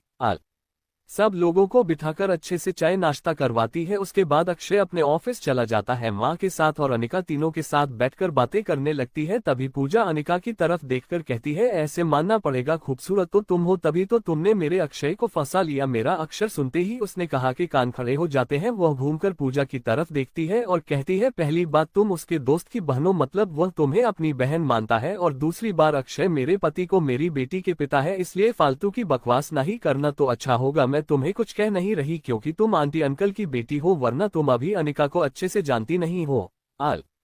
पूजा अनिका का जवाब सुनकर गुस्से से भर जाती है। वह अनिका की तरफ देखकर कहती, अब देखो तुम, शाम को मैं तुम्हारा क्या हाल करवाती हूँ अक्षय के हाथों, क्योंकि अक्षय मेरी हर एक बात का विश्वास करता है। वही शाम को जैसे ही अक्षय और मान घर में इंटर होते हैं, उन्हें पूजा के रोने की आवाज आती है। वह दोनों उधर जाते हैं तो पूजा अक्षय के गले लग जाती है और कहती है, अक्षय देखो तुम्हारी बीवी ने मुझे थप्पड़ मारा, मुझे बहुत उल्टा सीधा भी बोला। अक्षय हैरान रह जाता है, वह पूजा से खुद को दूर करता है। तभी अनिका वहां जाती है। अनिका ने अपनी सफाई में क्लब्स नहीं कहा था। तभी अक्षय पूजा को खुद से अलग करके कहता है, देखो पूजा, पहली बात तो मुझसे दूर रहकर बात किया करो, और दूसरी बात, मैं मेरी पत्नी को बहुत अच्छे से जानता हूँ, वह किसी के साथ इस तरह का बिहेव नहीं कर सकती है, इसलिए अगर गलतफहमी में कुछ हुआ भी है तो उसे आपस में सॉर्ट आउट करो। और अनिका, तो मेरे लिए एक कॉफी लेकर आओ, अब फिक्र मत करो, मुझे तुम पर पूरा विश्वास है, किसी के खाने में आकर मैं हमारे रिश्ते में कोई कड़वाहट नहीं खोलूंगा। वहीं पूजा का मुंह बन जाता है अक्षय की बात सुनकर। माँ पूजा का हाथ पकड़कर उसे अपने मम्मी पापा के कमरे की तरफ ले जाता है और उसे वहां छोड़कर उन दोनों की तरफ देखकर कहता है, आप लोग इसलिए यहाँ आए थे ना ताकि आप अक्षय और अनिका का घर तोड़ सके। आपकी बेटी अक्षय को भड़काने की कोशिश कर रही है। अगर मैं इसे नहीं जानता ना तो मैं भी विश्वास कर लेता, लेकिन बचपन से जानता हूँ इसे कि यह कितनी बड़ी ड्रामेबाज है, और अगर आज के बाद ऐसी कोई भी हरकत हुई तो मैं आप लोगों को यहाँ से वापस लेकर चला जाऊंगा। याद रखना इस वक्त, क्योंकि मैं नहीं चाहता हम सब की वजह से अक्षय और अनिका की जिंदगी में कोई भी तूफान आए। अनिका कॉफी लेकर अपने कमरे में पहुंचती है। जब जाकर सोफे पर बैठ जाती है, अक्षय उसके पास आता है और कहता है, बताओ क्या बात है। उनका नाम है। अपनी गर्दन हिला देती है, अक्षय को चुनकर उसे अपने सीने से लगाकर रख देता है। मैं जानता हूं कि पूजा ने आज दिन भर तुम्हें बहुत परेशान किया होगा। मैं उसकी हरकतों से बात करूंगी। मैं जल्दी मान से कहकर उन्हें उनके घर के लिए बोल दूंगा, क्योंकि अभी बोलो तो उन लोगों को बुरा लगेगा, लेकिन तुम फिक्र मत करो, मैं तुमसे कभी नाराज नहीं हो सकता, क्योंकि मैं जानता हूं तुम कभी भी कोई भी फैसला लगी तो वह किसी अच्छे के लिए ही लोग। आप जल्दी से स्माइल कर दो। अनिका मुस्कुराकर अक्षय के सीने से लग जाती है। वहीं नीचे हॉल में बैठी पूजा बार बार अक्षय के कमरे की तरफ देख रही थी, क्योंकि उसे एक सर्वेंट से मालूम हुआ था कि अक्षय और उनका अपने कमरे में है। वही अक्षय अनिका के चेहरे को थामकर उसके लबों को अपने लोगों की कैद में कर लेता है। भाई अचानक से गेट खोलकर पूजा अंदर आ जाती है। ये देखकर अक्षय आनंद का दोनों हाथ बढ़ा जाते हैं। अक्षय को गुस्सा तो बहुत तेज आता है। वह पूजा की तरफ देखकर कहता है, तुम्हें थोड़ी बहुत मेहनत है कि नहीं? किसी के कमरे में आने से पहले नोकिया जाता है, और दूसरी बात, तुम्हें मुझसे, यह मेरी बीवी से ऐसी कोई काम तो होगा नहीं जो तुम थर टेरते हुए मेरे कमरे में चली आए। एक बात कान खोलकर सुन लो पूजा, ऐसी बदतमीजी में बर्दाश्त नहीं करूंगा। पूजा अनिका नफरत से देख रही थी, क्योंकि अनिका की वजह से ही अक्षय ने उसे इतना डांटा था, और नीचे माँ ने भी उसे बहुत डांटा था, इसलिए उसकी नफरत दिन पर दिन बढ़ती ही जा रही थी। तभी पूजा अचानक से जाकर अक्षय का हाथ पकड़कर कहती है, चलो ना अक्षय, बाहर घूमने चलते हैं, आइसक्रीम पार्टी करेंगे जैसे पहले क्या करते थे। अक्षय पूजा से अपना हाथ छुड़ाकर कहता है, सॉरी पूजा, पर मैं आइसक्रीम नहीं खाता, ये बात तुम जानती हो, और उस वक्त मैं तुम्हें सिर्फ इसलिए लेकर जाता था क्योंकि तुम जीत करती थी, लेकिन आपने तो तुम माँ के साथ चली जाओ, और नहीं तो मैं किसी सर्वेंट से कहकर घर पर ही आइसक्रीम मंगवा देता हूँ। अनिका कॉफी लेकर अपने कमरे में पहुंचती है। जब जाकर सोफे पर बैठ जाती है, अक्षय उसके पास आता है और कहता है, बताओ क्या बात है। उनका नाम है। अपनी गर्दन हिला देती है, अक्षय को चुनकर उसे अपने सीने से लगाकर रख देता है। मैं जानता हूँ कि पूजा ने आज दिन भर तुम्हें बहुत परेशान किया होगा। मैं उसकी हरकतों से बात करूंगी। मैं जल्दी मान से कहकर उन्हें उनके घर के लिए बोल दूंगा, क्योंकि अभी बोलो तो उन लोगों को बुरा लगेगा, लेकिन तुम फिक्र मत करो, मैं तुमसे कभी नाराज नहीं हो सकता, क्योंकि मैं जानता हूं तुम कभी भी कोई भी फैसला लगी तो वह किसी अच्छे के लिए ही लोग। आप जल्दी से स्माइल कर दो। अनिका मुस्कुराकर अक्षय के सीने से लग जाती है। वहीं नीचे हॉल में बैठी पूजा बार बार अक्षय के कमरे की तरफ देख रही थी, क्योंकि उसे एक सर्वेंट से मालूम हुआ था कि अक्षय और उनका अपने कमरे में है। वही अक्षय अनिका के चेहरे को थामकर उसके लबों को अपने लोगों की कैद में कर लेता है। भाई अचानक से गेट खोलकर पूजा अंदर आ जाती है। ये देखकर अक्षय आनंद का दोनों हाथ बढ़ा जाते हैं। अक्षय को गुस्सा तो बहुत तेज आता है। वह पूजा की तरफ देखकर कहता है, तुम्हें थोड़े बहुत मेहनत है कि नहीं? किसी के कमरे में आने से पहले नोकिया जाता है, और दूसरी बात, तुम्हें मुझसे, यह मेरी बीवी से ऐसी कोई काम तो होगा नहीं जो तुम थर टेरते हुए मेरे कमरे में चली आए। एक बात कान खोलकर सुन लो पूजा, ऐसी बदतमीजी में बर्दाश्त नहीं करूंगा। पूजा अनिका नफरत से देख रही थी, क्योंकि अनिका की वजह से ही अक्षय ने उसे इतना डांटा था, और नीचे माँ ने भी उसे बहुत डांटा था, इसलिए उसकी नफरत दिन पर दिन बढ़ती ही जा रही थी। तभी पूजा अचानक से जाकर अक्षय का हाथ पकड़कर कहती है, चलो ना अक्षय, बाहर घूमने चलते हैं, आइसक्रीम पार्टी करेंगे जैसे पहले क्या करते थे। अक्षय पूजा से अपना हाथ छुड़ाकर कहता है, सॉरी पूजा, पर मैं आइसक्रीम नहीं खाता, ये बात तुम जानती हो, और उस वक्त मैं तुम्हें सिर्फ इसलिए लेकर जाता था क्योंकि तुम जीत करती थी, लेकिन आपने तो तुम माँ के साथ चली जाओ, और नहीं तो मैं किसी सर्वेंट से कहकर घर पर ही आइसक्रीम मंगवा देता हूँ। पूजा नफरत से अनिका की तरफ देखती है और कहती है, तुम ऐसा कैसे कर सकते हो अक्षय, हम दोनों बचपन के दोस्त हैं, तो मेरी एक विश पूरी नहीं कर सकते? अक्षय पूजा की तरफ देखा है और कहता है, दोस्त है पूजा, हम सिर्फ दोस्त हैं, और अनिका मेरी पत्नी है। मैं अपनी पत्नी के होते हुए किसी दूसरी औरत के साथ बाहर जाऊं, ऐसा तो पॉसिबल नहीं है। और रही बात आइसक्रीम की, तुम आइसक्रीम घर पर लाकर दे सकता हूँ, या तुम मान के साथ जाकर ले सकती हो। मैं इस वक्त तुम्हारे साथ कहीं नहीं जाने वाला क्योंकि यह वक्त मेरी पत्नी और मेरी बेटी का है और मैं उन दोनों के वक्त के साथ कोई कॉम्प्रोमाइज नहीं करता। तो अब तुम जा सकती हो और एक बात हमेशा याद रखना, कमरे में आने से पहले इजाजत ली जाती है। इतनी मेहनत तो आंटी अंकल जी ने तुम्हें सिखाए होंगे कि पति पत्नी के कमरे में आने से पहले या किसी भी लड़के के कमरे में जाने से पहले नौकर के इजाजत ली जाती है। क्या पता वह दोनों किस हालत में हो या क्या पता वह लड़का के हालात में हो। आगे से याद रखना मेरी बात, वरना मुझे अंकल से शिकायत करने में 2 मिनट नहीं लगेंगे। पूजा नफरत से अनिका को देखते हैं और पटकते हुए कैमरे से बाहर चली जाती है। वहीं अनिका पूजा की तरफ देखकर अक्षय से कहती है, मुझे इसके इरादे ठीक नहीं लग रहे हैं अक्षय, ऐसा लग रहा है ये जानबूझकर हम दोनों के बीच आने की कोशिश कर रही है। अक्षय अनिका के सर पर हाथ रखकर कहता है, वह कोशिश कर रही है उसको करने दो, उसकी हर कोशिश को नाकामयाब करने के लिए मैं मौजूद हूँ। बस तुम मुझ पर अपना भरोसा रखना, मैं 1-2 दिन और इसे बर्दाश्त करूंगा। अगर इसकी यही हरकतें रहती है तो मैं इसे वापस वही भेज दूंगा जहाँ से आई है और ऐसे भेजूंगा कि दोबारा ये कभी यहाँ कदम नहीं रख पाएगी। तुम फिक्र मत करो, मैं सिर्फ आंटी जी अंकल जी और माँ की वजह से चुप हूँ, वरना इसके पर तुम्हें 2 मिनट में कतर सकता हूँ। तुम अपना और अर्शी का ख्याल रखो, ठीक है। अक्षय कॉफी की तरफ देखकर कहता है, ये तो ठंडी हो गई, चलो कोई ना, मैं फ्रेश होकर आता हूँ, फिर हम लोग डिनर करते हैं। अक्षय फ्रेश होकर नीचे आता है तो आने का टेबल पर डिनर लग चुकी थी, सब लोग बैठ जाते हैं। वहीं अनिका अर्शी को उसके कमरे में उसकी नानी को देने गई थी। जब तक वह आने वाली होती है अनिका की कुर्सी पर पूजा बैठ जाती है और ये देखकर अक्षय की मुट्ठी कट जाती है। अनिका की तरफ देखकर पूजा बोलती है, तुम मन भाई के पास बैठ जाओ, प्रॉब्लम क्या है, कुर्सी ही तो है, कहीं भी बैठ जाओ। अक्षय कुर्सी से उठकर खड़ा होता है और पूजा से कहता है, मैंने तुम्हें थोड़ी देर पहले भी वार्निंग दी थी पूजा, ये बदतमीजी में टॉयलेट नहीं करूंगा। अनिका मेरी पत्नी है और मेरी पत्नी की कोई इंसल्ट करे ये मुझे बर्दाश्त नहीं। मेरे बगल की जगह मेरी बीवी की है, तुम्हारी नहीं। तो अंडा से इस बात को याद रखना और मैं तुम्हें आज एक आखिरी बार समझा रहा हूँ, मैं तुमसे कोई रिश्ता नहीं रखना चाहता, नहीं दोस्ती का और न ही कोई, और मेरी जिंदगी में मेरी दोस्त भी मेरी अनिका है और मेरी बीवी भी मेरी अनिका है। पूजा भी गुस्से में कुर्सी पर से उठकर खड़ी हो जाती है, उसे कुर्सी को एक लात मारकर कहती है, तुम्हारी जिंदगी में पहली जगह सिर्फ मेरी है अक्षय, क्योंकि मैं तुमसे बचपन से प्यार करती हूँ और तुम मुझे छोड़कर इस लड़की से शादी कर ली क्योंकि पहले से किसी और की पत्नी रह चुकी है। तुम्हें शर्म नहीं आती जो तुम मेरे अक्षय पर डोरी डालकर उसे अपने जाल में फंसा लिया। तभी उसे हाल में एक थप्पड़ की आवाज पूछता है, जो थप्पड़ अक्षय ने पूजा को मारा था। अक्षय पूजा की तरफ उंगली पॉइंट करके कहता है, मेरी बीवी की बेइज्जती करने का हक मैंने खुद को भी नहीं दिया है, तो तुम कौन होती हो मेरी बीवी की इंसल्ट करने वाली। मेरी एक बात कान खोलकर सुन लो, ना मैं तुमसे बचपन में प्यार करता था, नहीं कॉलेज में करता था और ना ही अब करता हूँ। उनका मेरी पहली नजर की मोहब्बत है और हमेशा रहेगी। आंटी जी अंकल जी मैं जानता हूँ मेरा पूजा को थप्पड़ मारना आपको अच्छा नहीं लगा होगा, बट मैं बस आप लोगों से यही रिक्वेस्ट करता हूँ कि आप अपनी बेटी को लेकर अपने घर जाए क्योंकि ये सुधरने वाली नहीं है और मैं नहीं चाहता मेरी बीवी और मेरे बीच कोई भी गलतफहमी रहे।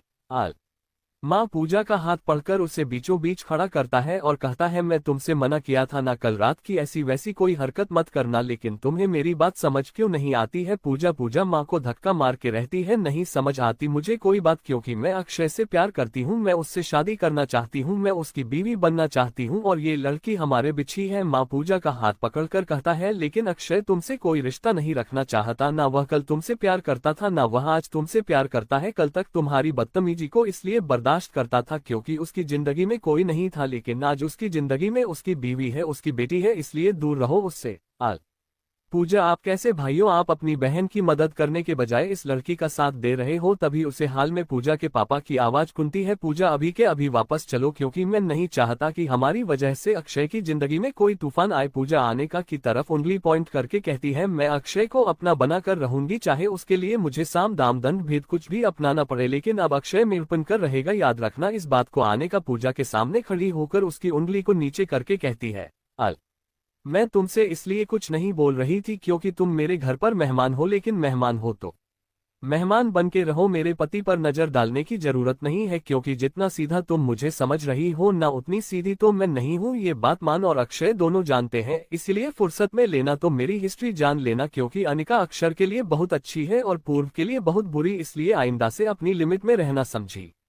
मिस्टर अनमान अपनी मम्मी पापा और पूजा को लेकर वहां से चला जाता है। वहीं नन सबके जाने के बाद अक्षय अनिका के पास आता है और कहता है, सॉरी यार मेरी वजह से तुम्हें पूजा से इतना कुछ सुना पड़ा। अक्षय की तरफ देखकर कहती है, ऐसा कुछ नहीं है अक्षय, तुम ऑफिस जाओ, लेट हो रहा है, वैसे भी यह सब चलता रहता है, नॉर्मल है। अनिका अपने ऑफिस चली जाती है और अक्षय अपने ऑफिस वहीं घर लाने के बाद मन पूजा को बहुत कुछ सुनता है, लेकिन पूजा के दिमाग पर तो नफरत की पट्टी बन गई थी। उसे माँ की कोई बात समझ ही नहीं आ रही थी। उसके मम्मी पापा भी उसे समझाने की बहुत कोशिश करते हैं, लेकिन उसे कुछ समझ ही नहीं आ रहा था। वही वह गुस्से में घर से बाहर निकल जाती है। बाहर आने के बाद उसके चेहरे पर टेढ़ी मुस्कान थी। वह कहती है, अब तुम देखो आने का मैं कैसे अक्षय को तुमसे दूर करती हूँ। इसी के साथ वह अपनी गाड़ी लेकर राजपूत इंडस्ट्रीज की तरफ निकल जाती है। सब लोग पूजा को जानते थे, इसलिए किसी ने भी पूजा को रोकने की कोशिश नहीं की थी। वहीं दूसरी तरफ अनिका भी राजपूत इंडस्ट्रीज के लिए निकल गई थी, क्योंकि सुबह के ड्रामा के बाद अक्षय ने ब्रेकफास्ट भी नहीं किया था, इसलिए वह अक्षय के साथ लंच करना चाहती थी। इसलिए जैसे ही पूजा केबिन का गोल्ड गेट खोलकर अंदर जाती है, उसे सामने बैठा हुआ अक्षर दिखाई देता है। वह अक्षय के पास जाकर खड़ी हो जाती है। अक्षय एक नज़र उसे देखकर वापस से अपनी फाइल मैनेजर कुमार का कहता है कि वह यहाँ पर। पूजा एकदम से अक्षय की गोद में बैठ जाती है और उसके फेस को पढ़कर रहती है, मैं तुमसे बहुत प्यार करती हूँ अक्षय, तुम्हें उसे औरतों में क्या नजर आ रहा है जो तुम ऐसी हरकत कर रहे हो। तभी अक्षय उठकर एकदम से खड़ा हो जाता है और पूजा धाम से नीचे गिर जाती है। वह पूजा की तरफ देखकर कहता है, आज तक मैं तुम्हारी हर एक हरकत को बर्दाश्त किया था, लेकिन आप नहीं गलती कर दी है तुमने, इसलिए चुपचाप से यहाँ से चली जाओ वरना। जैसे ही पूजा अक्षय के चेहरे को पढ़कर उसके चेहरे के करीब जाने की कोशिश करती है, तभी पीछे से एक आवाज आती है। सब लोग पीछे मुड़कर देखते हैं तो अनिका के हाथ से उसका फोन नीचे गिर गया था। ये देखकर अक्षय एकदम से पूजा को खुद से दूर करके उनका के पास जाता है और कहता है, जैसा तुम सोच रही होने का पैसा कुछ भी नहीं है, आई प्रॉमिस। अनिका अक्षय के चेहरे पर अपना हाथ रखकर रहती है, तुम्हें इतना ओवर रिएक्ट करने की जरूरत नहीं है अक्षय, मुझे तुम पर पूरा भरोसा है और मैं इस लड़की को भी बहुत अच्छे से जानती हूँ, इसलिए तुम्हें सफाई पेश करने की जरूरत नहीं है। लेकिन हाँ, तो मैं इस लड़की का अपने ऑफिस में आना बंद करना होगा, क्योंकि हर बार विश्वास जीत जाए ऐसा पॉसिबल नहीं है ना। अक्षय तुरंत अपने कार्ड को बुलाकर पूजा को अपने ऑफिस से बाहर करवा देता है। वही अक्षय को खुद के सीने से लगाकर कहता है, एक बार को तो मैं डर गया था निकल के, कहीं मैंने तुम्हें को तो नहीं दिया। अनिका अक्षय के सीने पर हाथ रखकर रहती है, जब तक मैं तुम्हारी आंखों में सच्चाई देखेगी ना अक्षय, तब तक दुनिया की कोई ताकत तुम्हें मुझसे अलग नहीं कर सकती। और तुम फिक्र मत करो, अनिका का विश्वास इतना कमजोर नहीं है, तुमने विश्वास को बहुत मुश्किल से जीता है, तो इतनी आसानी से यह टूट जाए ऐसा तो नहीं हो सकता। पूजा जब घर पहुंचती है तो वह बहुत गुस्से में थी। वह अपने कमरे के हर एक सामान को इधर उधर फेंक के तोड़ रही थी। तभी पूजा के पास उसके एक दोस्त रॉकी का कॉल आता है और वह उससे बात करता है। तब पूजा उसे सब कुछ बताती है तो रॉकी उसे कुछ समझता है। उसे सुनने के बाद पूजा के चेहरे पर एक शामिल मुस्कान आ जाती है और वह कॉल कट करके खुद को आईने में देखकर कहती है, अब तुम देखो अक्षय, मैं तुम्हें कैसे खुद के करीब अनिका से दूर करती हूँ। बहुत विश्वास है ना उससे निकाह को तुम पर। आज की रात जब तुम मेरे साथ बिताओगे ना, तो उसका वह विश्वास भी टूटेगा और वह भी टूटेगी और तुम हमेशा हमेशा के लिए मेरे बन जाओगे। यही सब सोचकर पूजा अच्छे से तैयार होकर घर से बाहर चली जाती है। वहीं उसे इस तरह जाते हुए देखकर मन अपनी माँ की तरफ देखकर कहता है, आज ही जरूर कुछ कांड करने वाली है, देख लीजिएगा कहीं इज्जत का जनाजा ना निकाल दे, क्योंकि आपके ही लाड प्यार ने से भी काट दिया है। आप ही बचपन से इसके दिमाग में भरती आई थी ना कि आप अक्षय से उसकी शादी करवाओगी। देखो आज आपकी उसे एक बात नहीं से कहाँ लाकर खड़ा कर दिया है।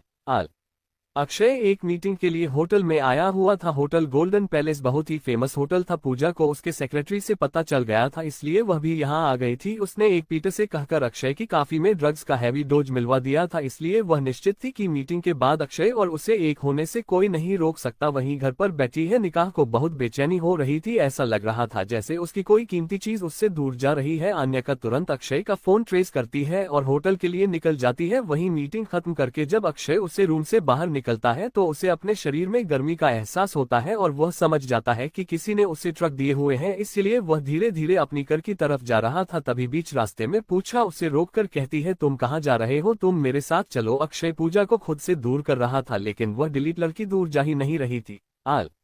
तभी पूजा अक्षय को लेकर एक कमरे में चली जाती है और बाहर दो नॉट डिस्टर्ब का बोर्ड लगा देती है।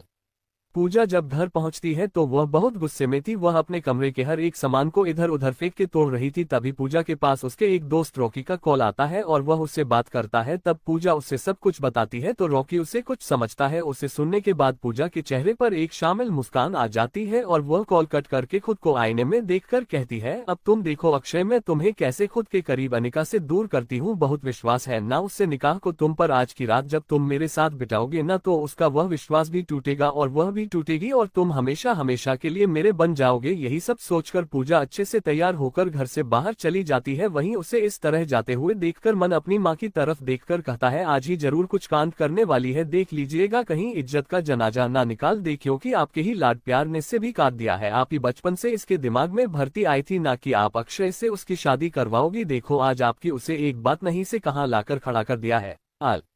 अक्षय एक मीटिंग के लिए होटल में आया हुआ था। होटल गोल्डन पैलेस बहुत ही फेमस होटल था। पूजा को उसके सेक्रेटरी से पता चल गया था, इसलिए वह भी यहां आ गई थी। उसने एक पीटर से कहकर अक्षय की काफी में ड्रग्स का हैवी डोज मिलवा दिया था, इसलिए वह निश्चित थी कि मीटिंग के बाद अक्षय और उसे एक होने से कोई नहीं रोक सकता। वहीं घर पर बैठी है निकाह को बहुत बेचैनी हो रही थी। ऐसा लग रहा था जैसे उसकी कोई कीमती चीज उससे दूर जा रही है। अनिका तुरंत अक्षय का फोन ट्रेस करती है और होटल के लिए निकल जाती है। वहीं मीटिंग खत्म करके जब अक्षय उसे रूम से बाहर निकलता है तो उसे अपने शरीर में गर्मी का एहसास होता है और वह समझ जाता है कि किसी ने उसे ट्रक दिए हुए हैं, इसलिए वह धीरे धीरे अपनी घर की तरफ जा रहा था। तभी बीच रास्ते में पूजा उसे रोककर कहती है, तुम कहाँ जा रहे हो, तुम मेरे साथ चलो। अक्षय पूजा को खुद से दूर कर रहा था, लेकिन वह डिलीट लड़की दूर जा ही नहीं रही थी।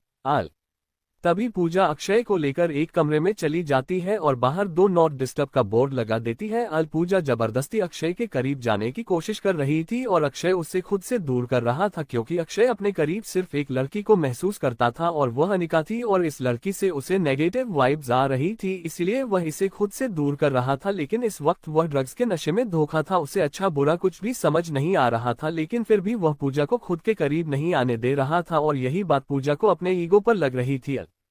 पूजा एकदम से अक्षय के करीब आकर उसके लैब के करीब पहुंचती है। तभी अक्षय उसे धक्का मार देता है और वह नीचे जमीन पर गिरती है जाकर, लेकिन वह उठकर फिर खड़ी हो जाती है और बेड के पास खड़ी होकर अक्षय को एकदम से अपने ऊपर खींच लेती है। तभी एक झटके के साथ कमरे का गेट खुल जाता है और कमरे के गेट पर अनिका को देखकर पूजा की आंखें हारने से बड़ी हो जाती है। फिर वह अनिका की तरफ देखकर कहती है, तुम्हें शर्म नहीं आती हम लोगों के प्राइवेट मोमेंट्स को खराब करते हुए? नहीं, मुझे बिल्कुल शर्म नहीं आती, क्योंकि तुम जिस आदमी के साथ प्राइवेट मोमेंट्स बिताने की कोशिश कर रही हो वह मेरा पति है, समझी तुम? अभी भी अक्षय को कुछ समझ नहीं आ रहा था। अक्षय पूजा को खुद से दूर करने में लगा था, लेकिन पूजा उसे छोड़ नहीं रही थी। तभी उनका एक झटके में अक्षय का हाथ पकड़कर उसे अपनी तरफ खींच लेती है और पूजा का हाथ पकड़कर खींचकर उसे जमीन पर गिरा देती है और अक्षय को वही कमरे में लेट देती है। अक्षय को आराम से लूटने के बाद अनिका पूजा की तरफ देखती है और कहती है, मैं तुम्हारी हर एक गलती माफ की, तुमने मुझसे जो बदतमीजी की मैंने उसे माफ किया, क्योंकि तुम मान की बहन थी, लेकिन आज तुमने जो हरकत किया ना, उसके बाद मैं तुम्हें बिल्कुल माफ नहीं करूंगी। वही बेड पर लेते ही अक्षय गहरी नींद में चला जाता है, क्योंकि उसे पर ड्रग्स का हैवी डोज दिया हुआ था और अनिका ने उसकी एक नस को प्रेस कर दिया था, जिससे वह तुरंत बेहोशी में चला जाता है। क्योंकि अनिका अभी पूजा को सबक सिखाना चाहती थी और वह अक्षय पर ध्यान नहीं दे पाती, इसलिए वह पूजा का हाथ पकड़कर उसे घसीटते हुए कमरे से बाहर ले जाती है और अपने बॉडीगार्ड के पास पूजा को फेंकते हुए कहती है, आज की रात ये तुम लोगों के लिए है, क्योंकि इसके अंदर बहुत गर्मी है और मैं चाहती हूँ तुम लोग इसकी गर्मी शांत करो। कैसे करोगे वह तुमने, और एक बार इसको वही ड्रग्स का डोज देना जो इसमें अक्षय को दिया है, फिर से अंधेरे कमरे में बंद कर देना। जब उसे ड्रग्स की गर्मी और उसकी वजह से जब उसके शरीर में दर्द होगा, ये तड़पेगी ना, तब जाकर मेरे दिल को सुकून मिलेगा और एक बार कोई भी इसको हाथ नहीं लगाएगा। अगर किसी ने भी अपनी मर्यादा पर करने की कोशिश की, जान से मार दूंगी मैं उससे। अनिका सब कुछ सॉर्ट आउट कर जब कमरे के अंदर आ रही होती है, तभी उसके फोन पर किसी का कॉल आ जाता है। वह बात करने लग जाती है। वही रात से सुबह हो गई थी और आप जाकर अक्षय को होश आया था। जैसे ही अक्षय अपनी हालत देखता है, उसकी आंखें हैरानी से बड़ी हो जाती है और वहीं जमीन पर पूजा के फटे हुए कपड़े पड़े थे जो उसने खुद खड़े थे। ये सब देखकर अक्षय के अंदर एक डर की लहर दौड़ जाती है। वह चारों तरफ पूजा को ढूंढने की कोशिश कर रहा था, लेकिन पूजा तो वहां थी ही नहीं। ये देखकर अब उसकी हालत खराब होने लगती है। वह वही बेड पर अपना सर नीचे करके बैठ जाता है। तभी उसे कमरे का गेट खोलने की आवाज आती है। जब वह अपनी नजर उठाकर सामने देखा है तो वह अनिका खड़ी थी। अनिका को देखकर अक्षय की रही सही हिम्मत भी टूट जाती है, क्योंकि वह अनिका से बहुत प्यार करता था और वह उसे किसी भी कीमत पर खो नहीं सकता था। अनिका अक्षय के पास आती है। अक्षय अपने घुटनों के बल अनिका के सामने हाथ जोड़ लेता है और कहता है, मुझे नहीं पता अनिका, ये सब कुछ कैसे हुआ, वह लड़की यहाँ कैसे आई, मुझे कुछ नहीं पता यार, मुझे तो कुछ याद भी नहीं है, प्लीज मुझे माफ कर दो, तुम जो सजा दूंगी ना मुझे मंजूर होगी। अनिका अक्षय का हाथ पकड़कर उसे खड़ा करती है और कहती है, तुमने कोई गलती नहीं की है, अक्षय बार बार अनिका से एक ही बात बोल रहा था, लेकिन अनिका उसे समझा रही थी, उसे समझ नहीं आ रही थी। तभी उनका उसका चेहरा पकड़कर अपने करीब करती और कहती है, कुछ नहीं हुआ, कल रात तुमने कुछ नहीं किया पूजा के साथ, क्योंकि मैं बहुत पर यहाँ आ गई थी और उसे लड़की को यहाँ से भेज दिया था। तुमने किसी के साथ कुछ गलत नहीं किया और मुझे तुम पर विश्वास है। मैंने तुम्हें उसे हालत में देखने के बाद भी एक बार भी तुम पर शक नहीं किया, क्योंकि मैं जानती हूँ कि अक्षय के दिल में सिर्फ अनिका है, समझे। आज अक्षय अब जाकर गौर से अनिका को देख रहा था। कहता है कि मैं इतना विश्वास है मेरे ऊपर, इससे भी कहीं ज्यादा विश्वास है, और यह विश्वास तुमने कमाया है, समझे। तुम जैसे घर पर तुमने मुझ पर विश्वास दिखाया था, वैसे यहाँ मैं तुम पर विश्वास दिखाया है। और हरे कृष्णा की अक्षय अब जाकर गौर से अनिका को देख रहा था। कहता है कि मैं इतना विश्वास है मेरे ऊपर, इससे भी कहीं ज्यादा विश्वास है, और यह विश्वास तुमने कमाया है, समझे। तुम जैसे घर पर तुमने मुझ पर विश्वास दिखाया था, वैसे यहाँ मैं तुम पर विश्वास दिखाया। हर एक रिश्ते की नींव विश्वास पर टिकी होती है। अगर विश्वास नहीं होगा तो रिश्ता नहीं होगा, अगर रिश्ता है तो विश्वास भी है, इज्जत भी है, प्यार भी है। आल अक्षय अनिका को अपने सीने से लगाकर उसे एकदम से टाइट पकड़ लेता है। अनिका अक्षय से कहती है, मुझे दर्द हो रहा है। अक्षय अंक पर अपनी पकड़ ढीली कर देता है और एकदम से अनिका के लेबों को अपने लेबों में कैद कर लेता है, क्योंकि वह खुद को विश्वास दिलाना चाहता था कि उसकी अनिका उसे छोड़कर कभी नहीं जाएगी। 30 मिनट बाद जब अनिका की सांस उखड़ने लगती है, तब जाकर अक्षय अनिका के होठों को रहा करता है और उसे अपने सीने से लगा लेता है। अक्षरा गहरी गहरी सांस ले रही थी, इससे अनिका की अपर बॉडी अक्षय के साइन से टकरा रही थी और अक्षय के अरमान जगने लगे थे। उसकी बॉडी रिएक्ट करने लगी थी। अक्षय एकदम से अनिका को फर्श पर लेता कर उसके ऊपर आ जाता है, क्योंकि अभी भी अक्षय के अंदर ड्रग्स का कुछ असर बाकी था। अक्षय एक झटके में अनिका के कपड़ों को उसके शरीर से आजाद कर देता है और खुद के भी दोनों अपनी ही मोहब्बत भरी दुनिया में मगन हो जाते हैं। लेकिन इस बात से अनजान कि आने वाला वक्त उनके लिए बहुत मुश्किल होने वाला है। शायद कोई अपना उनसे दूर जाने वाला था, एक ऐसा इंसान जिसे अनिका इस दुनिया में सबसे ज्यादा प्यार करती थी। लेकिन उस ये ट्रैक में स्टार्टिंग में ही सोच लिया था, क्योंकि यह आना ही था। कहानी की डिमांड भी इसी पर है। मैं जानती हूँ कुछ लोगों को लगेगा कि मैं गलत किया या कुछ भी, लेकिन ये कहानी की डिमांड थी, इसलिए ये तो होना ही था। कहानी में जैसे हर सिक्के के दो पहलू होते हैं, वैसे ही हर कहानी हैप्पी एंडिंग हो यह जरूरी तो नहीं है। न कुछ कहानी अधूरी ही रह जाती है, जैसे इस कहानी में किसी की कहानी अधूरी रहने वाली है, वह आपको आगे पता चलेगा। दोपहर के 5 बजे जाकर अक्षय की नींद खुलती है, तो वह अभी भी अनिका के अंदर ही उसके ऊपर ही लेटा हुआ था। वह एकदम से अनिका के ऊपर से हटा है तो अनिका की एक चीज पूरे कमरे में घूम जाती है। ये देखकर अक्षय अनिका की अपनी बाहों में उठाकर कहता है, तुम ठीक हो? क्या हुआ? तुम चिल्लाई क्यों? अनिका तुम पागल हो क्या? ऐसी कौन करता है? अच्छा बाबा, गलती हो गई यार, मुझे ऐसे नहीं उठाना चाहिए था। मैं थोड़ी देर और तुमसे प्यार करता हूँ तो सही रहता ना। अनिका पागल हो गए हो? पूरी सुबह से तो तुमने मुझे परेशान कर रखा है। अक्षय अच्छा चलो जल्दी से तैयार हो जाते हैं, हमें घर भी जाना है। अर्शी हम लोगों का इंतजार कर रही होगी। जाना तो है, चलो फिर चलते हैं। दोनों बात लेकर कपड़े चेंज करके वहां से घर के लिए निकल जाते हैं, क्योंकि वह दोनों ही कल रात से घर नहीं गए थे और अर्शी घर पर परेशान हो रही थी। जैसे ही अक्षय और अनिका घर में कदम रखते हैं, पूरे घर की हालत देखकर एकदम से दोनों पैनिक फट जाते हैं, क्योंकि घर का सारा सामान टूटा हुआ जमीन पर बिक रहा था और जमीन पर जगह जगह खून के निशान के। ये देखकर उन दोनों की हालत खराब हो जाती है। वो पूरे घर में पागलों की तरह अर्शी को ढूंढ रहे थे, लेकिन अर्शी वहां कहीं भी नहीं थी। ये देखकर वह दोनों एक दूसरे की तरफ देखते हैं। तभी उन दोनों को सीढ़ियों के नीचे से किसी के करने की आवाज आती है। जब वह दोनों उधर देखते हैं तो वह अर्शी की नैनी थी, जो अर्शी का ख्याल रखती थी। वह इस वक्त खून से लगभग वहां पड़ी हुई थी। अक्षय और अनिका का भागकर उसके पास जाते हैं और कहते हैं, क्या हुआ? किसने किया ये सब? और अर्शी कहाँ है? मैं आपको हॉस्पिटल लेकर चलता हूँ। मैं अक्षय और अनिका के हाथ को पकड़कर रहती है, मुझे माफ कर दीजिए सर। मैडम, मैं आशिक बिटिया का ख्याल नहीं रख पाई। वह आदमी आरसी बिटिया को लेकर चला गया। मैंने अर्शी दिया को बचाने की बहुत कोशिश की, लेकिन उसने मुझे भी मार दिया। प्लीज उससे बचा लीजिए, वह बिटिया को कुछ कर देगा।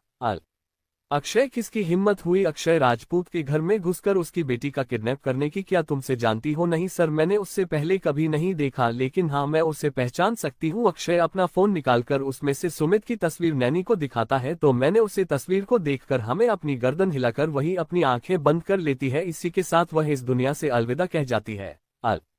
अक्षय गुस्से में पागल हो चुका था, क्योंकि वह समझ गया था कि उसकी बेटी को किडनैप करने वाला कोई और नहीं बल्कि सुमित है, उसका सौतेला भाई। अब उसे डर लग रहा था कि वह पागल आदमी अर्शी के साथ कुछ करना दे। वही अक्षय, अनिका, सब कोई अर्शी को ढूंढने में लगा हुआ था, लेकिन अर्शी का कुछ पता ही नहीं चल रहा था। हर एक जगह उन लोगों ने ढूंढ ली थी, लेकिन कहीं भी अर्शिया ने नहीं मिली थी। तभी अचानक से अक्षय के फोन पर एक अननोन नंबर से एक वीडियो आता है। वह वीडियो देखने के बाद अक्षय की आंखें हैरानी से बड़ी हो जाती हैं। उसे वीडियो में अर्शी को बांधकर एक तेजाब के टैंकर में लटकाया गया था जिसमें धुआं निकल रहा था। ये देखकर अक्षय की आंखें गुस्से में लाल हो जाती हैं। वही अनिका घुटनों के बल बैठ जाती है और कहती है।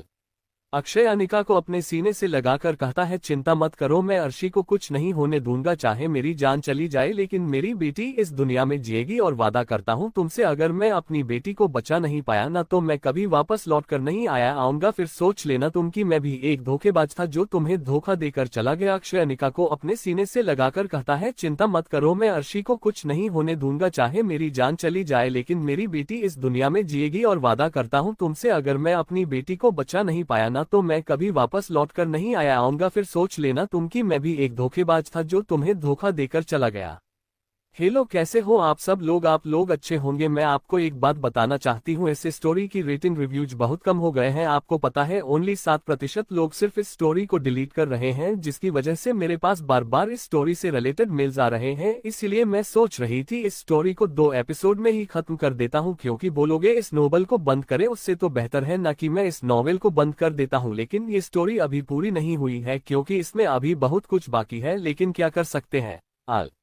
अक्षय गुस्से में पागल हो चुका था क्योंकि वह समझ गया था कि उसकी बेटी को किडनैप करने वाला कोई और नहीं बल्कि सुमित है, उसका सौतेला भाई। अब उसे डर लग रहा था कि वह पागल आदमी अर्शी के साथ कुछ करना दे। वही अक्षय अनिका सब कोई अर्शी को ढूंढने में लगा हुआ था, लेकिन अर्शी का कुछ पता ही नहीं चल रहा था। हर एक जगह उन लोगों ने ढूंढ ली थी लेकिन कहीं भी अर्शिया ने नहीं मिली थी। तभी अचानक से अक्षय के फोन पर एक अननोन नंबर से एक वीडियो आता है। वह वीडियो देखने के बाद अक्षय की आंखें हैरानी से बड़ी हो जाती हैं। उसे वीडियो में अर्शी को बांधकर एक तेजाब के टैंकर में लटकाया गया था जिसमें धुआं निकल रहा था। ये देखकर अक्षय की आंखें गुस्से में लाल हो जाती हैं। वही अनिका घुटनों के बल बैठ जाती है और कहती है। अक्षय अनिका को अपने सीने से लगाकर कहता है, चिंता मत करो, मैं अर्शी को कुछ नहीं होने दूंगा, चाहे मेरी जान चली जाए लेकिन मेरी बेटी इस दुनिया में जिएगी और वादा करता हूँ तुमसे, अगर मैं अपनी बेटी को बचा नहीं पाया ना तो मैं कभी वापस लौट कर नहीं आऊंगा। फिर सोच लेना तुम कि मैं भी एक धोखेबाज था जो तुम्हें धोखा देकर चला गया। अक्षय अनिका को अपने सीने से लगाकर कहता है, चिंता मत करो, मैं अर्शी को कुछ नहीं होने दूंगा, चाहे मेरी जान चली जाए लेकिन मेरी बेटी इस दुनिया में जिएगी और वादा करता हूँ तुमसे, अगर मैं अपनी बेटी को बचा नहीं पाया तो मैं कभी वापस लौट कर नहीं आऊंगा। फिर सोच लेना तुम कि मैं भी एक धोखेबाज था जो तुम्हें धोखा देकर चला गया। अक्षय अनिका को वहीं छोड़कर घर से बाहर जाने लगता है। अनिका भागकर अक्षय को पकड़ लेती है और कहती है, मुझे मेरा पति और मेरी बेटी दोनों सही सलामत चाहिए, मैं आप में से किसी एक को नहीं हो सकती, इसलिए आपको भी वापस आना होगा अपनी बेटी को लेकर, क्योंकि मैं आप कोई भी गम बर्दाश्त करने की हालत में नहीं हूँ। जाने से पहले मेरी एक बात सुनते जाए, मेरे साथ साथ मेरे पेट में पल रहा बच्चा भी आपका इंतजार करेगा, हम दोनों आप दोनों की लौटने का इंतजार करेंगे और आप दोनों को लौट कर आना होगा। अक्षय का हाथ पकड़कर कहता है, वादा करो अनिका, अगर मैं लौटकर नहीं आया तो तुम अपनी जिंदगी में आगे बढ़ो कि कभी पीछे पलटकर नहीं देखोगी कि तुम्हारी जिंदगी में कभी कोई अक्षय राजपूत मौजूद भी था, वादा करो मुझसे। अनिका अक्षय का हाथ पकड़कर कहती है, तुम कहीं नहीं जा रहे हो, तुम का उम्र मेरे साथ, हम अपने जवानी से अपना बुढ़ापा देखेंगे, अपने बच्चों की जवानी देखेंगे। अभी तो हमें अर्शी को पलकोसकर बड़ा करना है, अभी तो हमें अर्शी को डॉक्टर बनना है, फिर उसकी शादी करनी है। तुम ऐसे कैसे फालतू की बकवास कर सकते हो? मुझे तुम दोनों वापस चाहिए अक्षय, तुम दोनों के बिना मेरा कोई वजूद नहीं है। आज की यह लड़ाई 2 भाइयों के बीच की है और मैं जानता हूँ इस मैसेज जीते जिसकी भी हो लेकिन हर दोनों की ही होगी। हम दोनों एक पिता की संतान होते हुए भी एक दूसरे से अलग है। वह गलत रास्ते पर चल रहा है और मैं सही रास्ते पर, लेकिन आज उसने मेरी बेटी को किडनैप करके अपनी मौत को दावत दी है और मैं उससे बिना मार नहीं सकता। अक्षय के हाथ को पकड़कर कहती है, वादा करो कि तुम वापस लौट कर आओगे। अक्षय, मैं वादा करता हूँ कि मैं अर्शी को सही सलामत लेकर आऊंगा।